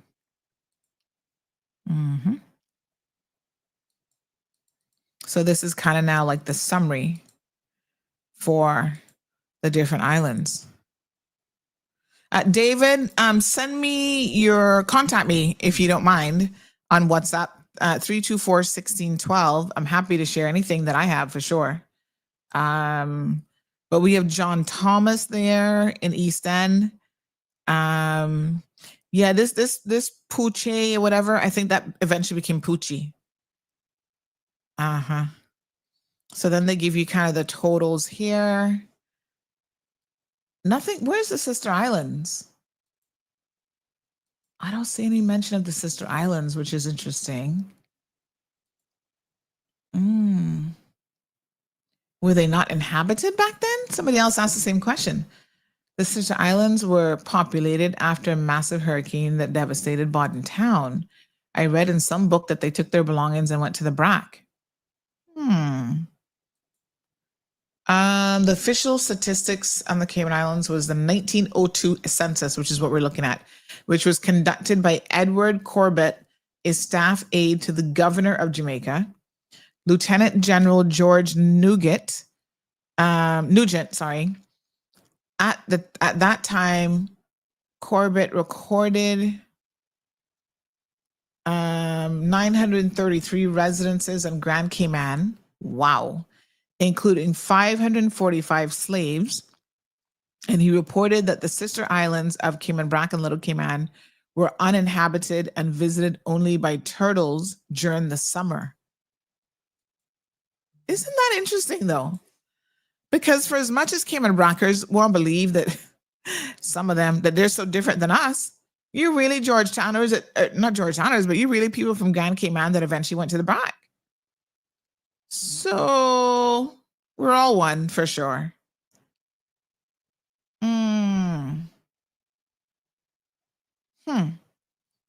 Interesting. Okay.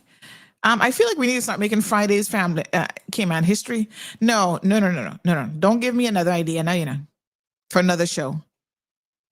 Why don't we have a show on CMR TV just about Cayman history? I mean, Cayman Voices kind of touches a little bit, but I think we need to have a whole show on Cayman history. What do you guys think? What should we call it? And then we can interview historians. We can read from books. Bosweens Bay, Judy says it's Bosun Bay. I know I always get it wrong. You're right. Bosun Bay. Interesting. Vicky says, Sandra, there is a chance that you are relative to the Irish woman from South Sound who married a European and then they moved to West Bay. This couple are said to have 18 children. I found 14 of the children. Do they have a daughter named Jean? I don't know. And you see, I don't even have any pictures of what my grandmother looked like, so I don't know what she looks like. Oh, Vicky, please message me. Yes, that's right. Bodden Town was the capital. You're right. Cameron says, what? Bojangles on Shedden Road only lasted about 2 years. Alvin Smith, that the lady was asking about, lived in a house where Tomlinson Furniture Store is now. Oh, I hope she's still listening. Okay. Wow. Vicky says, send me all you have in your West Bay family. First, I need your grandma's full registered name. Clinton Ebanks is also very knowledgeable in Cayman ancestors.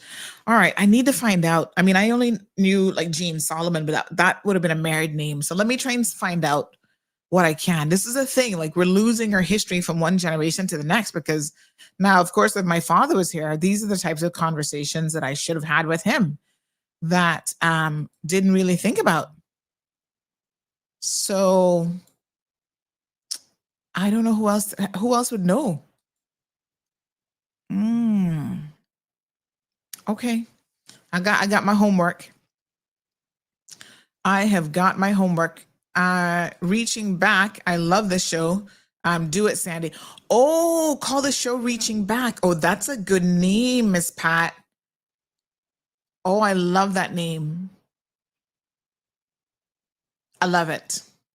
All right. Let's do it. Listen, one thing I love about what we do here in CMR, we listen to people. This platform from the very beginning was all about, let's bring the news to Caymanians in a way that, because I always felt like something was missing in our news, you know, for us, you know what I mean? And that's why the name Ma Road, because Caymanians know, they understand what that means. And so I always do these little polls. I did 2 this week. One was in relation to our community calendar.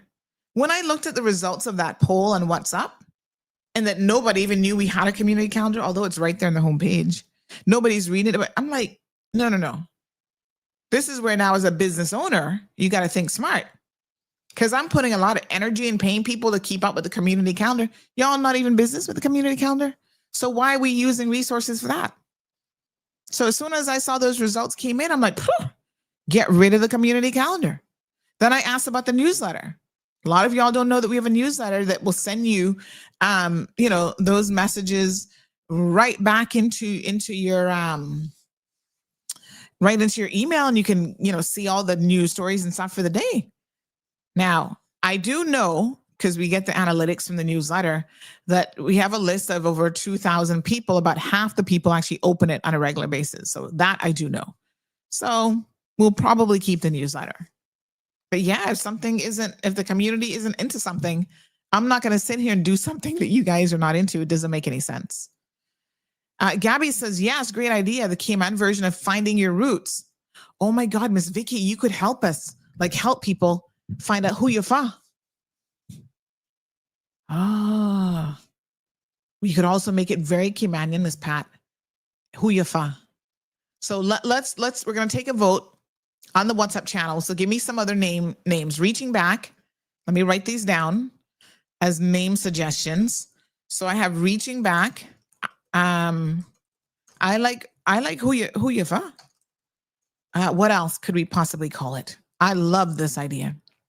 Damien says permanent settlement in Cayman Brac did not begin until the 1730s, where the governor of Jamaica formally set aside land for settlement.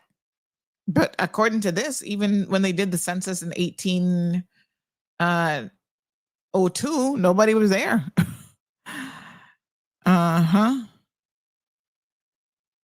Call it the Cold Hard Truth Grand Cayman Show. No, that's the show that you're watching now. Miss Vicky, 324-1612 is my number. Please message me. Margie says, yes, it will help to develop more patriotism. Absolutely. Read the book From Columbus to Castro, says Jonathan, and you will see a list of the multiple nonsensical and very confusing denominations for racial markup, which we use in Cuba in order to differentiate people by race and color. They had it down to the very fractions. Really? What a mess.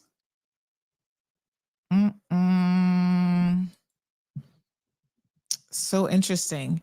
I heard a Jamaican professor who lived in Canada did a research on the Ebanks name, and he said it's from Scotland to Cayman, then to Jamaica, and then back to Cayman. They came back to from St. Elizabeth. Also, the Barnetts are from St. Elizabeth. That is so interesting because, my grandfather, Charles Barnes, was sent from St. Elizabeth. What would it have been about the people in St. Elizabeth in particular that had them in the early days coming to Cayman? Even that is a question that I'm like, Very, very interested to know. Somebody says, yes, Miss Marjorie's correct. And so what that really means for me, when I think about it, we know for sure my grandfather, my mother's side, came from St. Elizabeth, but that means that we probably have a Jamaican connection even on my father's side from St. Elizabeth as well, if you go far back enough. Huh. Vicky could write a book in Cayman history. She's Reba's sister. Oh, wow, Miss Vicky, we need to interview you for Cayman Voices too. But maybe the show we interviewing you for now is our new show that we're gonna do. Who you the daddy of, says Jonathan. No. Echoes of Cayman. You know what is so funny, Shaka? Look at this. We hadn't gone through the full list yet, but we actually have an Echoes of Cayman already. It's a music show with featuring Caymanian musicians and songs and all that good stuff. Chuck Taylor is going to be the host of that show. So we have an Echoes of Cayman already.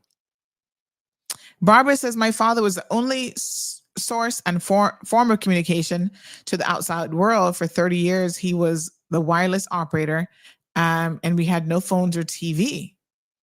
Oh, Miss Barbara. Did he share or tell you anything that you can share with us, I wonder? Huh. Wow. Tartarian says people from the Brac were also part of the great German shipwreck lineage, where some stayed and some went to Jamaica and formed a German town. Pat, thank you so much for that suggestion.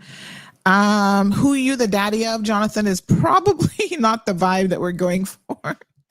Damien says CJ and Oliver knows about ancestry. Who is CJ and Oliver? Who are they? So Gabby likes reaching back. Who you fa? Island, take Caymanian. What? Who you fa? Island, take Caymanian breed. A time forgotten, says Cameron. Okay. All right. Oh, we can do so much digging in the archives for this. I love it. Breaded Caymanian would be a good name. Margie says there's still Ebankses in St. Elizabeth. I met some of them. Oh, that's interesting. All right, let's do it. We're going to get ourselves together. Oh, Clinton Ebanks and Oliver. Oh, yes, I know Oliver Watler is really, really big on this. I didn't realize Clinton was as big, but I've got Clinton on WhatsApp so I can message him. Barbara father, Mr. Christian, could read Morse code. Wow. Okay. Town name came from a British surveyor named Galt. He was sent to Cayman to map the island. When he got to Town, which had a different name, Galt said someone had the name Baden, so he could call this town Town. Huh. Miss Karen, good morning, honey child. Oliver Watler and Kathy Fraser. Yes, they are very, very good. So I'm going to try to tap into them if I can as well. I actually went to in the early days, dating Marlon, I made him go with me to a talk that they had at the National Archive on genealogy and Cayman ancestry and stuff.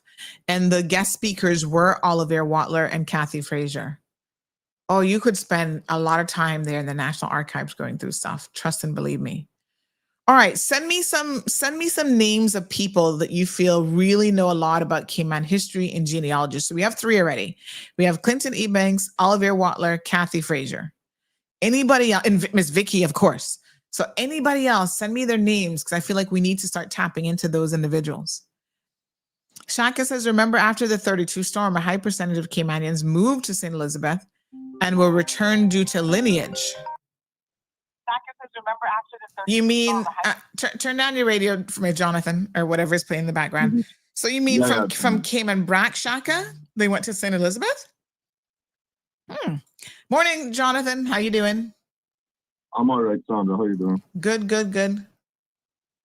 I just wanted to mention to you that my father would be a good one to talk to. Sorry, who? Say that again. Who's that? My father, Bill Adam. Oh yeah. Of course. Yeah. Would be a good one to talk to on that because he has, a lot of the knowledge as it pertains to families in Cuba and how that broke down. And, like one of my grandmother's ancestors was the one who actually found the Bartlett Deep, which is now they call it. He must have been on some kind of tradition from what I can surmise because, nobody else would have a rope that long to try sound that became entrenched. But I'll tell you how interesting it is for saying, when Mom and Papa Thomas and all that, my grandparents were stationed over in World War II in the Turks and Cape Coast. That's where my grandfather was stationed. Machine gun turrets and to shoot at the Nazis. And they actually met up with a couple who they stayed with, and it turns out that those people are family to my mom, who comes from Jamaica, who had information about my mom. This is small world. My mom's ancestors from Ireland who left Ireland in the potato farming and ended up going to Bermuda. And that's the same side of my mom's family. But my mom actually went to my great-grandmother's in Jamaica when I was a little boy. You remember those little tape recorders, the little small black rectangular cassette tape recorders? She had my great-grandmother, like, verbally recount the whole family history as far as she knew. But that connection was made by happenstance. That was made by just simple serendipity, right? So I think what you're doing here is a wonderful thing, Sandra. And I think along with people finding some kind of record of like Cayman bush medicine, the plants, and so on and so forth, the genealogy, because the generations that we have in Cayman that still have those memories, they're not going to be with us forever. That's right. So I think it's a wonderful thing. And I say, let's just work together and bring together as many people as possible to document so that we have a better idea, because a lot of this stuff was never written, Yeah. I think it's really cool what you're doing, and I would love to help anyone. Okay. I for me and my generation, really, we just have what we were told, and we don't have the full entire story. Like anytime I have a question, I gotta go back to my mother. I gotta go back to my father. My grandparents are gone now, so we can't go and ask them. So, yeah, man. Let's keep going with it. Yes, thank you. Definitely ask God, my father, Billy. Okay. And definitely Kathy.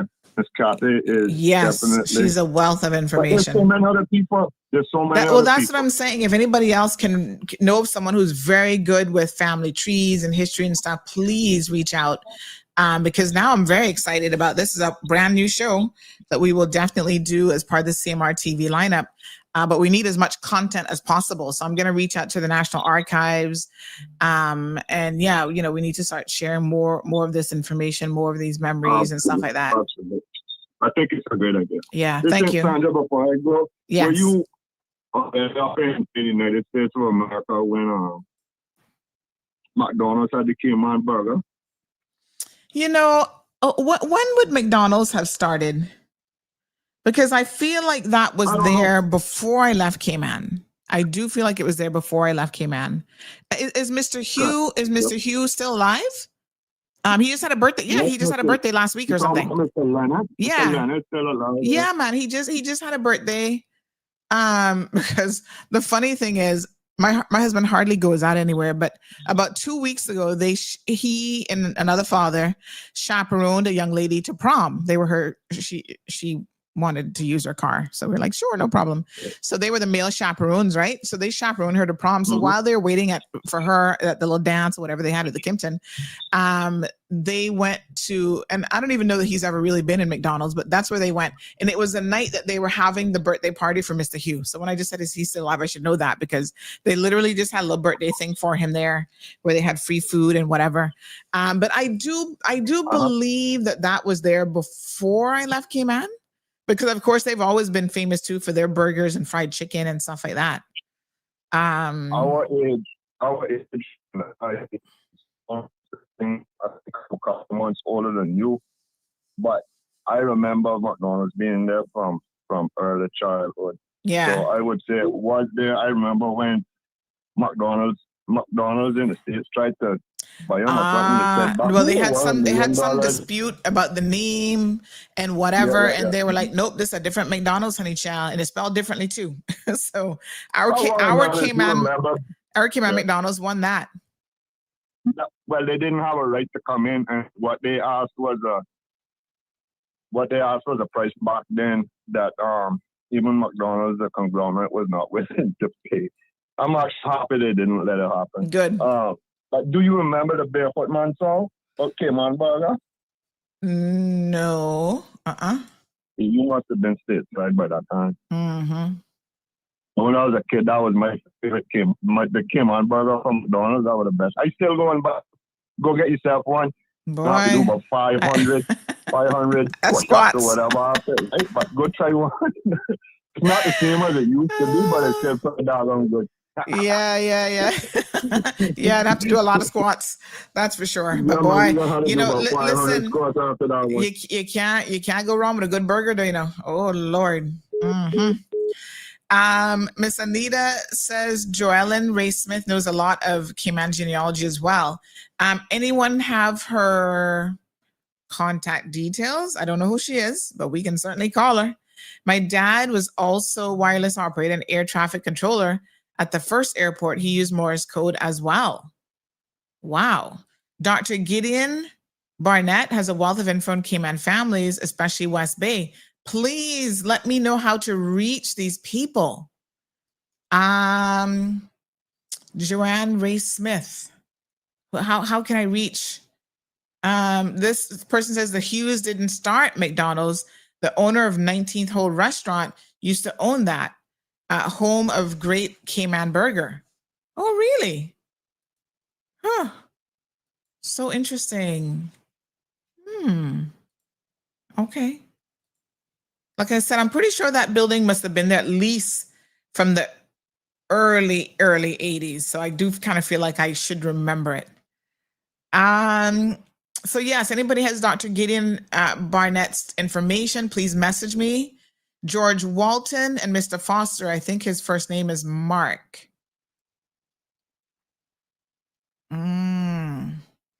Of course, Miss Jerry, Dr. Field, we got to tap into him because he does know a lot of information. So we'll speak with him. Cameron says, what a treat when you eat a good Cayman burger. Call the program Back to My Roots. I'm going to put it to a vote. So let me tell you what titles I have so far. And I'm going to send out, I should say Back to Our Roots, really, because this is going to be a community project. The burgers is not the same, though. Shrinkflation. Shrinkflation.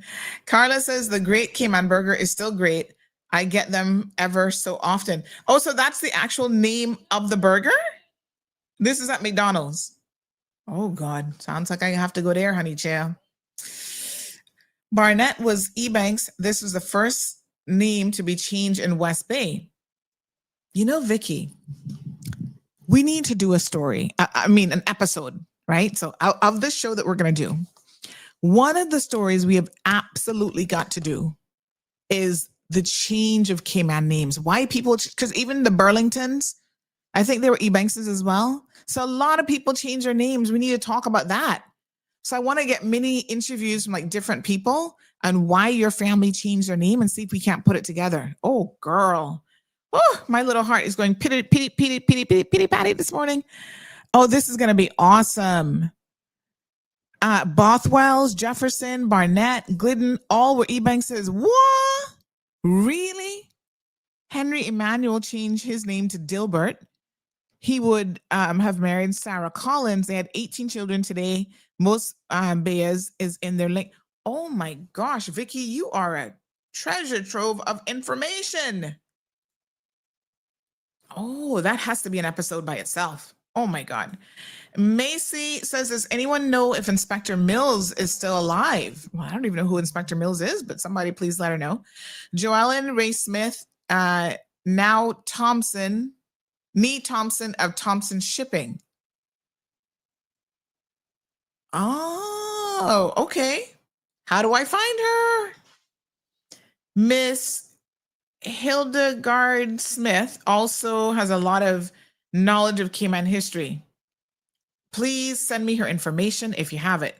Lenny Hugh owns McDonald's. He actually came to Cayman to work with his dad, and he lived with us until I consider him as my big brother. Talk to him. Okay. All right. Gonna have to arrange it. Send me phone numbers, folks. Miss Charlene, good morning. Says Dr. Gideon Barnett was one of our first young doctors, and Dr. Horder was too. Okay. Damien says, because they married a Black person is what I heard. Who, what married who? Huh? Charlene says Orit was also Ebanks. Yeah, because there's not a lot of Orits around. So they changed their name too? Lord have mercy.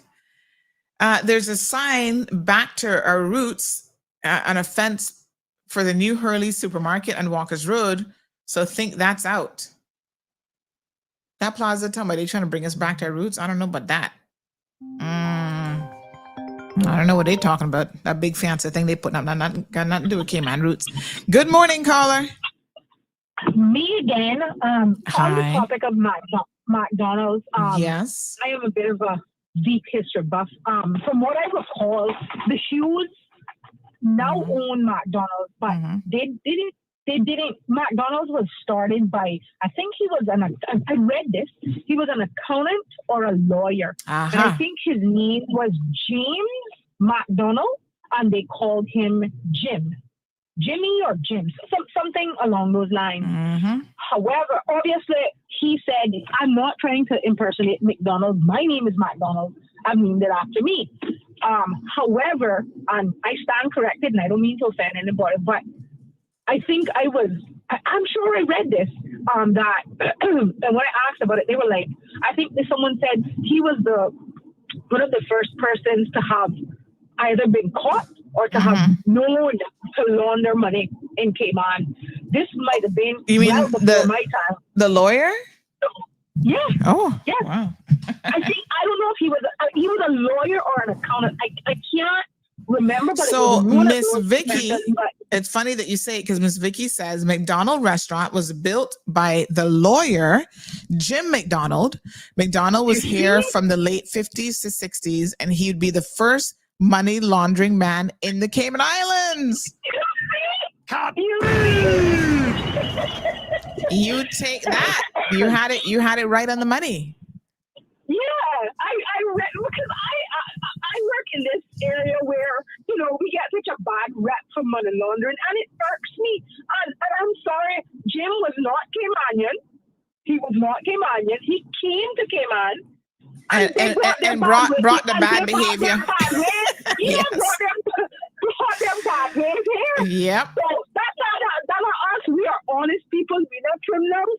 And I don't know. I just wanted to add that little bit of what I had read. And surely Miss Vicky is beyond a treasure trove of information. I mean, she grew up right on the bay, right there, Silver Sands area.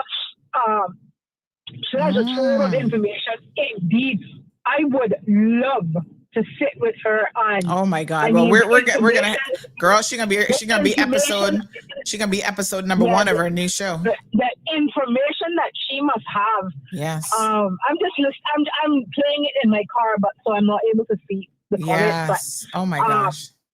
The information that she must have. Genealogy is incredible to me. And Ms. Vicky, if you're listening, I am one of Captain Dallas's granddaughters, Miss Captain Dallas and Miss Looney.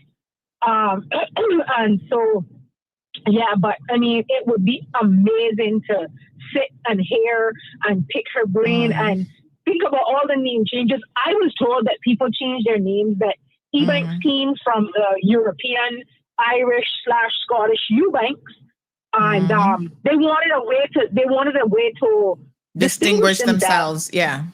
And yeah, they wanted a way to distinguish themselves. Removing the U was not good enough. And you were saying, we the Ebankses from round the bend. We are the Ebankses from down at the time. I don't think it was Barfels and Boson Bay and all them.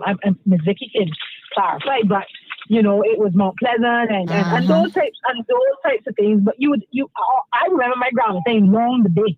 That's what she would always say. They're from Long the Bay, so that meant, at least for me, close by the sea. You know, and so my understanding was the distinction that they would make would be based on where they came from, and you know, the Jacksons from Jackson Pond or whatever. Those types of things. So that's my understanding of why the name changes now. How they came up with them and where they came up with them. I have no idea, but it's certainly interesting.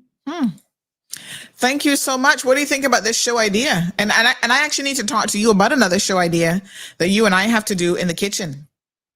Remember what we talked about from way back when? Feeding family on a budget? Yes, I'm actually working on that right now. We can do that. We need to talk. But yeah, one more thing I wanted to say, but I can't remember. So I guess I'll leave that there. Yeah. All right. We'll talk off air. All right. Bye.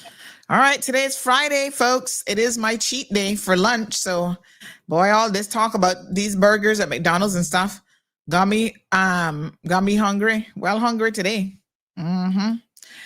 McDonald's had the best malted milk and the great Cayman burger.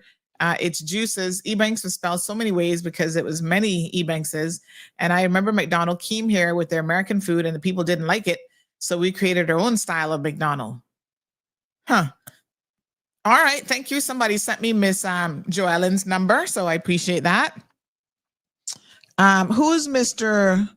Balo lived there and had a garage? Hey, Denver, how you doing? Oh my gosh. All right. So we have a list. I think it's big enough. I'm going to be sending these out on the WhatsApp channel. Please vote, because this is how we decide on some of our show names. Like, you know, it's hard to pick a show name. So I'm going to put this in the channel. It's a show about Cayman genealogy and sort of just Cayman history and genealogy. Oh my gosh, I'm so excited about the potential of this show. I think it's going to be amazing.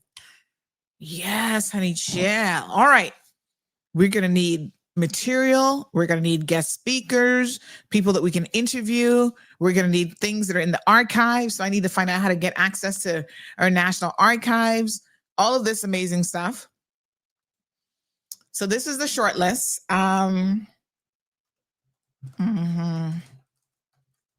All right, hold on. Okay. So we got to come up with a show description, which I'm going to write this afternoon. Cayman history and genealogy. So, oh my God, we could do a whole show this, like how we got started this morning talking about Cayman food, restaurants and stuff. Okay.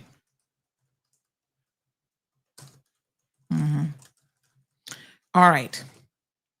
This is fantastic. I absolutely love this idea. Okay. And then let me put the, okay. All right. So I'm going to send this out on WhatsApp now. Poll question. Please, if you don't follow the WhatsApp channel, You should join. And also, as long as you're in WhatsApp, I can send it to you anyway. So, which show title do you like best? Okay, I'm going to send that out. And then we have, these are the titles I have. So we have Reaching Back. Let me copy and paste these over. Huyafa. Let me see here. Question mark after Huyafa. A Time Forgotten. I kind of like that one too, you know. This is hard. This is going to be hard to pick a name. I feel like I would have to. All right, let's narrow these two down right now instead of putting both of these in the final list. So somebody said Hidden Pearls. Someone said Hidden History or Hidden Seashells. So, because they're so similar, let's narrow that down to 3 right now, the first 3.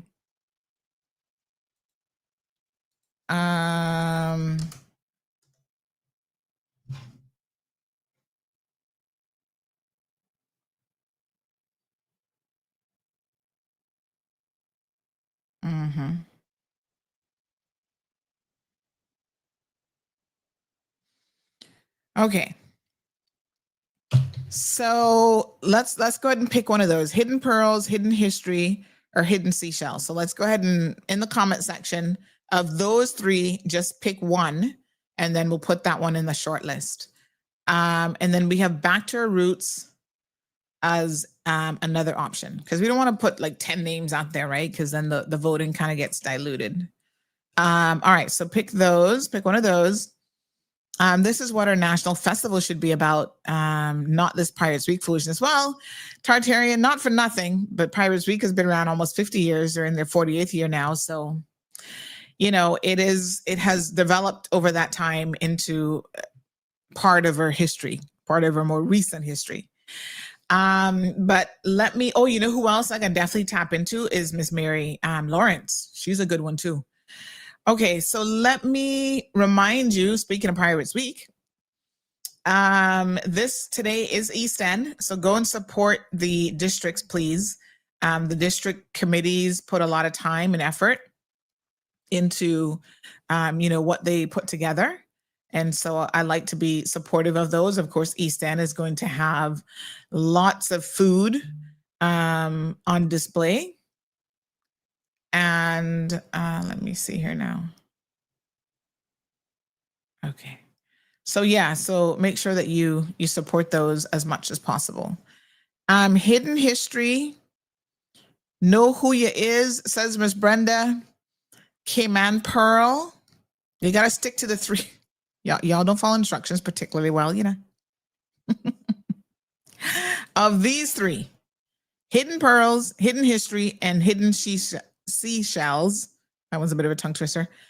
Which of those 3 should make it into the final vote? Hidden History gets a vote there. Made in Cayman, Damien, pick one of the 3. Another Hidden History gets another vote. Shaka says that feels a bit factual in itself. Okay. So it looks like Hidden History has a couple votes. So those are the 3 options that we're voting on.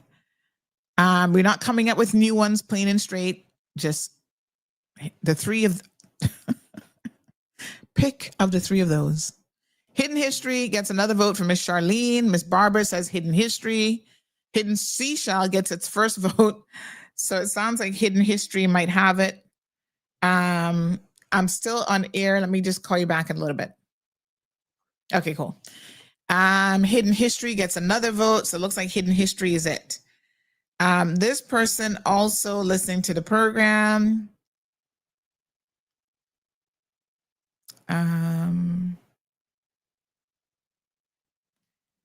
Okay.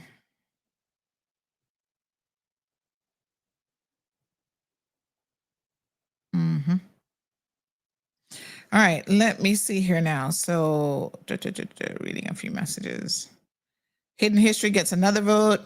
This person says, I love the show, just listening and enjoying everyone's input. I did a paper back in the ICCI days about the slave trade.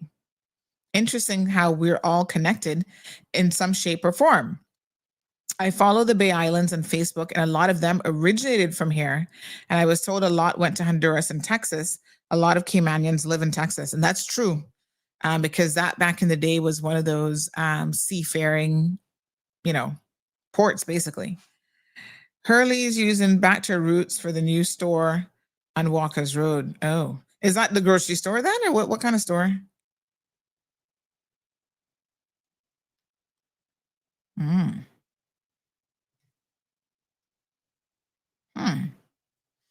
Okay. Hidden History gets another vote. Sandy, can you please build a caboose? Me? I wouldn't even know where to begin. Oh, but you know what? Oh my God, this just gave me an idea though. I'm going to speak to Minister Isaac about this, because what if some of the shows that we could do are about like building certain things? Like, how do you build a caboose? I have no clue. But wouldn't that be awesome if we could get somebody to build a caboose? Cat boats, even the boat in the UK that they're, oh my gosh. I love that idea. Good morning, caller. Hi, good morning. This is Vicky. Hello, Vicky. I don't call very often. Oh my gosh, thank you so much. Listen, let me tell you where the e-banks is come from my research. Girl, no, save it for one of the episodes. No, I'm not going. I'm not a person that calls. No, I'm going to sit down with you and we're going to record all of this, because we need to do it in a way that we can have it for future generations. Just let me get this in. Yes. Just let me get this in, because most Caymanians does not know where the e-banks come from. We don't know where we come from. But from my research,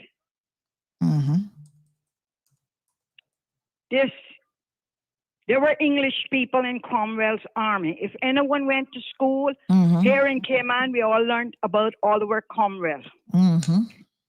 No, he was a bad man for England. He wasn't a nice man. And I think England put him to death or something. You know, he was something like Sir Francis Drake, you know, out there capturing and this and that and so forth. The real pirates. The English also plunger. It was not only the Spanish. Yeah. Listen. Yeah.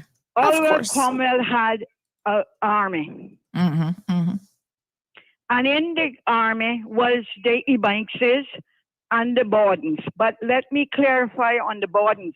On that registration that I seen, a lot of this I seen from Jamaica notes. Bowden is the correct spelling for Borden. But over the years, you know, we changed. But let's get back to the Ebankses. The Ebankses was in Cromwell's army. Cromwell was capturing and doing his work for Great Britain. And another thing about Caymanians, we have a lot of Irish in us, because Cromwell took the Caribbean for a dumping ground for the poor Irish people. But the Ebankses was in Cromwell's army. Cromwell was fighting a war in Nevis St. Kitts, Eastern Caribbean. But he got the living hell beat out of him. So he takes off and he runs to the New England states. New England states is America. Remember, Britain controlled the first 12 states. Britain was in control of. So he felt all right there, because this was Britain place. And a lot of people need to realize that America was first controlled heavily by Britain. Now, he's up there in Great Britain, and the cold is terrible. And some of his men is possibly even dying. But he gets word in 1633, I think, he gets word from that Great Britain has captured a big, bountiful island from the Spanish. This island is Jamaica, Jamaica. So he gets word, you got this big, beautiful island. It now belongs to Great Britain. We are going to go. They goes to Jamaica. Now, the Ebankses is in this man army. He takes them to Jamaica. They settled in Jamaica, mainly St. Elizabeth area. They are white people He brought them from England. Now the Bordens is in this. And 100 years later, the early Ebanks, 3 of them said to be either brothers or first cousins, arrived in West Bay. Henry Ishmael Ebanks, I think John Barnett Ebanks, and Augustus Ebanks. Now, you don't have Ebanks arrive around that time, but they goes across to the north sound, which is north side. Northsiders and West Bayers are linked, whether they want to believe it or not. No, these that go across the north side is otherwise first cousins or brothers or something. I can't even remember too much. Anyway, now, 100 years later, these 3 Ebanks settled in West Bay. They came from Pedro Plains and Chocolate Mill in St. Elizabeth, Jamaica. Now, by the time they got here, 100 years later, they were of color. Some was not that. Some was mulatto and so on. Eventually, more kept coming. And that's where we come from the best of my knowledge. This is Jamaica Notes. You want to know your history? A lot of stuff is in Jamaica, Spanish Town. Oh, my and God. And all of this money that came on thrown away and carrying on with. Go talk to Jamaica and see what we can gather and let the people from the archives go and get these things. No.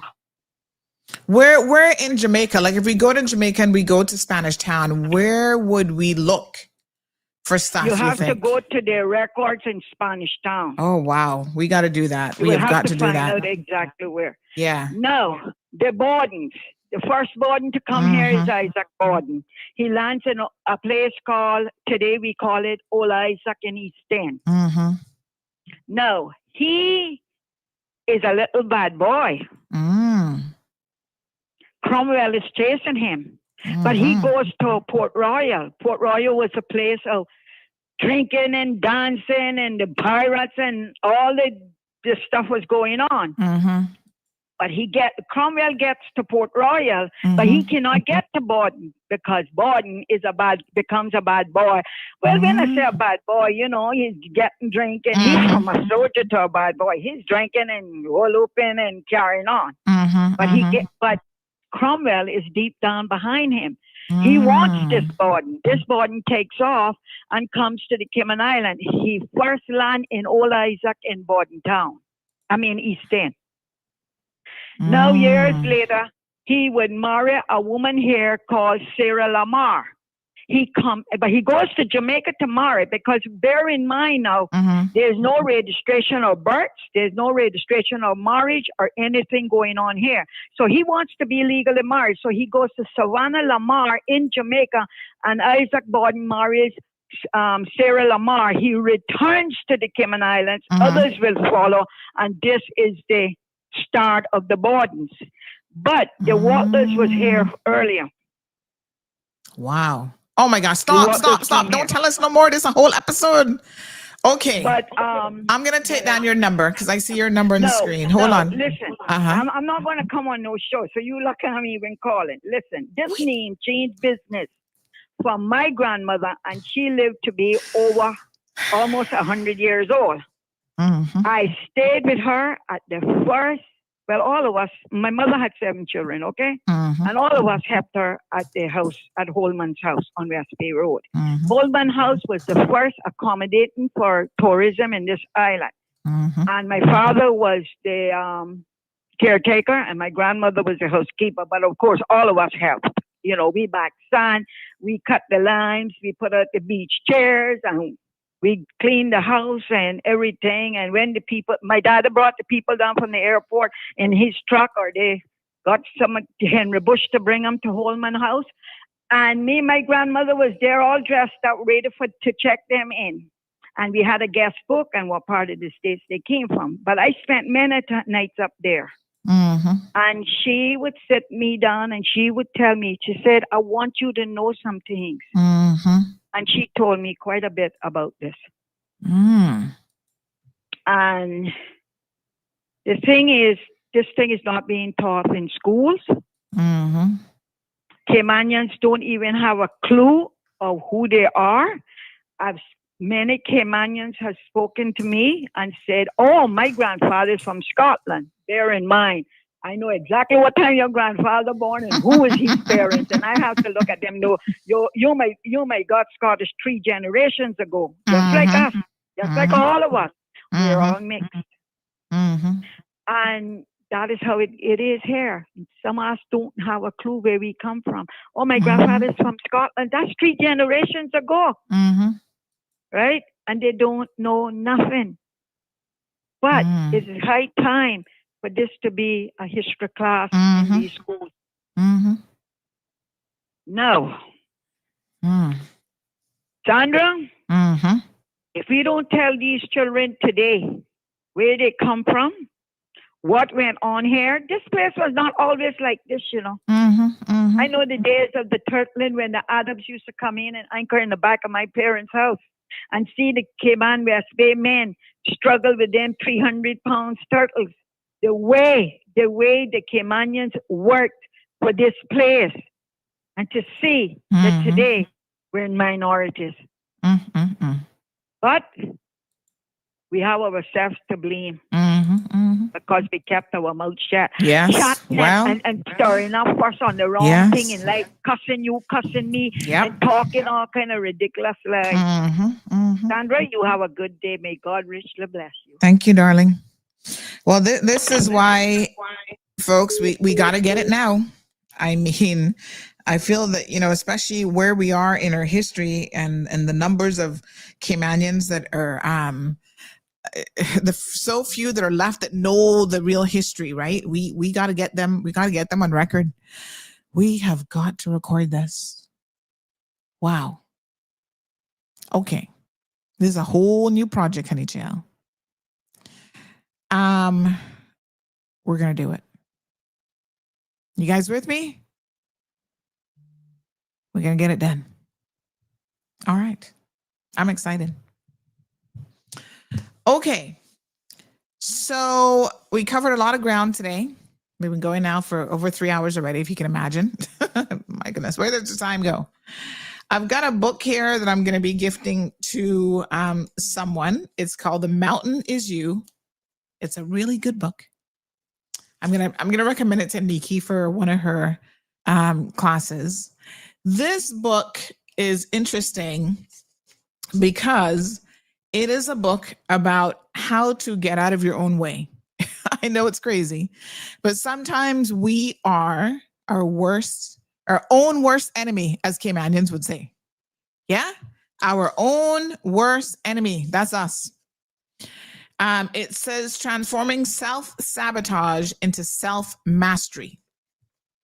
Now, this is the kind of book that you should read if you are on a journey. Let me read the back cover for you so that you can see what it says.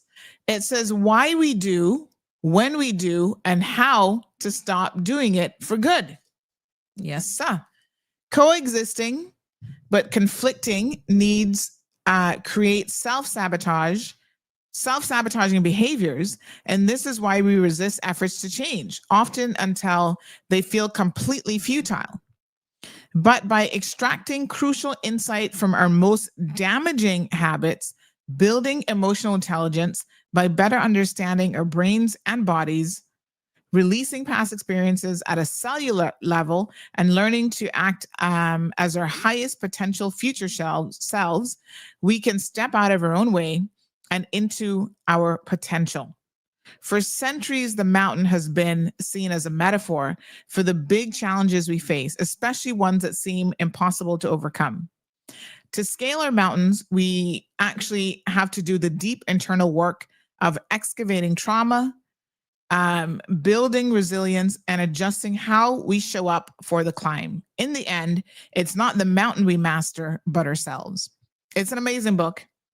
And if you would like this book today, just message me offline. I've got an extra copy of it here because I feel like this book is someone this morning, probably more than us, needs to read this amazing book. And it actually has a companion piece to it, which is like a workbook. Oh, I already got a taker. Somebody says, I want it. There's a companion piece to it as well that I'll get you that is like a workbook. How you go through exercises of trying to, master, as they say, self-mastery and going from self-sabotage to self-mastery. Sometimes you just got to figure out how to get out of your own way, how to be the best version of you. Somebody else says, I need that book. I got to order some more copies for Christmas.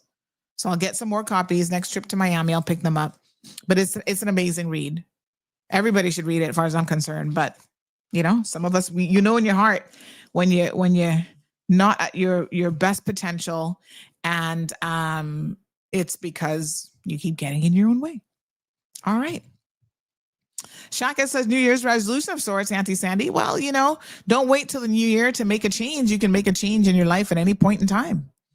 So Carrie says, my maternal grandmother lived and worked in Jamaica for 7 years as a housekeeper for the elites in Jamaica as a young woman in her early 20s. Lots and lots of connections there. All right. Thank you guys so much for keeping it locked here. I love the fact that, this is how ideas are born. This is how we as Caymanians can collectively come together and formulate new concepts, a new show. And out of today's show, obviously the most amazing thing is that we now have this idea to do a whole other pullout show for CMR TV. And I absolutely love it. So people are already voting. Let me check the early votes. Have Huyafa in first place. Wow. Okay. So go vote. No one voted for reaching back. Huyafa. Caymanians love a good, I feel like, colloquial saying. So I can certainly see why that would appeal to a lot of people, but the votes are early yet. We have over 2,000 people on the channel. So I would like to see a huge number of you voting. But here's the poll question. Huyafa has 11 votes so far, followed by Back to My Roots. And then we have Hidden History, got 3 votes, and A Time Forgotten only has 1. So keep voting. We got lots more people that can vote. And I put the link here in the chat. If you're not on the channel, you can certainly WhatsApp me and I'll send you the, you can, go and vote and so forth. Somebody says, yeah, Huyafa sounds like us for true. Very Caymanian. Somebody said reaching back is too nice. That would be a title that another publication would use. No name. We're not going to name them, but y'all know who I'm talking about. They have to be very prim and proper. Caymanians like, nah, who you for? Cha, who your mom is?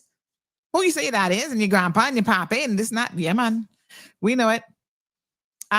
So thank you guys so much. I love this idea. And Clinton Ebanks, I've already messaged him. I will reach out to him as well. And yeah, this is y'all mark this down in your little calendars. What today is? October? We're still in October, right? No, we're in November. Friday, November the 14th was the day that this idea was born, just out of us conversing. And so we are going to do it. I feel very, very positive about this. All right, keep voting. And so far, Huyafa is in the lead. Folks, please have a safe weekend. I implore you to not drink and drive. Take your time on the roadways. Just really take your time. And we will be back, God's willing, on Monday morning. We'll do because I wanted to do sort of a Friday fundraiser, but we'll do it on Monday for Nolly Kayaso. He is ill, and I'm going to tell you guys a bit about his illness. And he does need a medical bed. And so we are going to help him to raise some funds to get that done. Yes. All right. So let's get it. I think, we're also known to help each other when we are in a time of need. And you just never know when your time of need is right around the corner, because life can throw you a curveball that you never saw coming. So part of being a Caymanian is that we always step up and help each other in amazing ways as well. So Monday, let's do that. Like I said, I was going to do that today, but let's do that on Monday. And yes, you guys have a fantastic day, fantastic weekend. And, this is the final weekend for Pirates Week. So if you're going out to celebrate, please, please, please, I'm begging you to celebrate sensibly Don't drink and drive. Be responsible if you're going out there and celebrating, okay? And enjoy the celebrations because, of course, this is the wrap up now of the events back in town again. All right, folks, have a good one. We will see you on Monday morning. Thank you for tuning in to another episode of The Cold Hard Truth on Bobo 89.1 FM. Cayman's #1 talk show is live weekdays from 7:30 a.m. Never miss an episode again. Watch anytime on CMR's Facebook and YouTube channels for the latest show episodes. Don't forget to follow us online on our social media channels and visit CaymanMarlRoad.com for all the latest news and community happenings.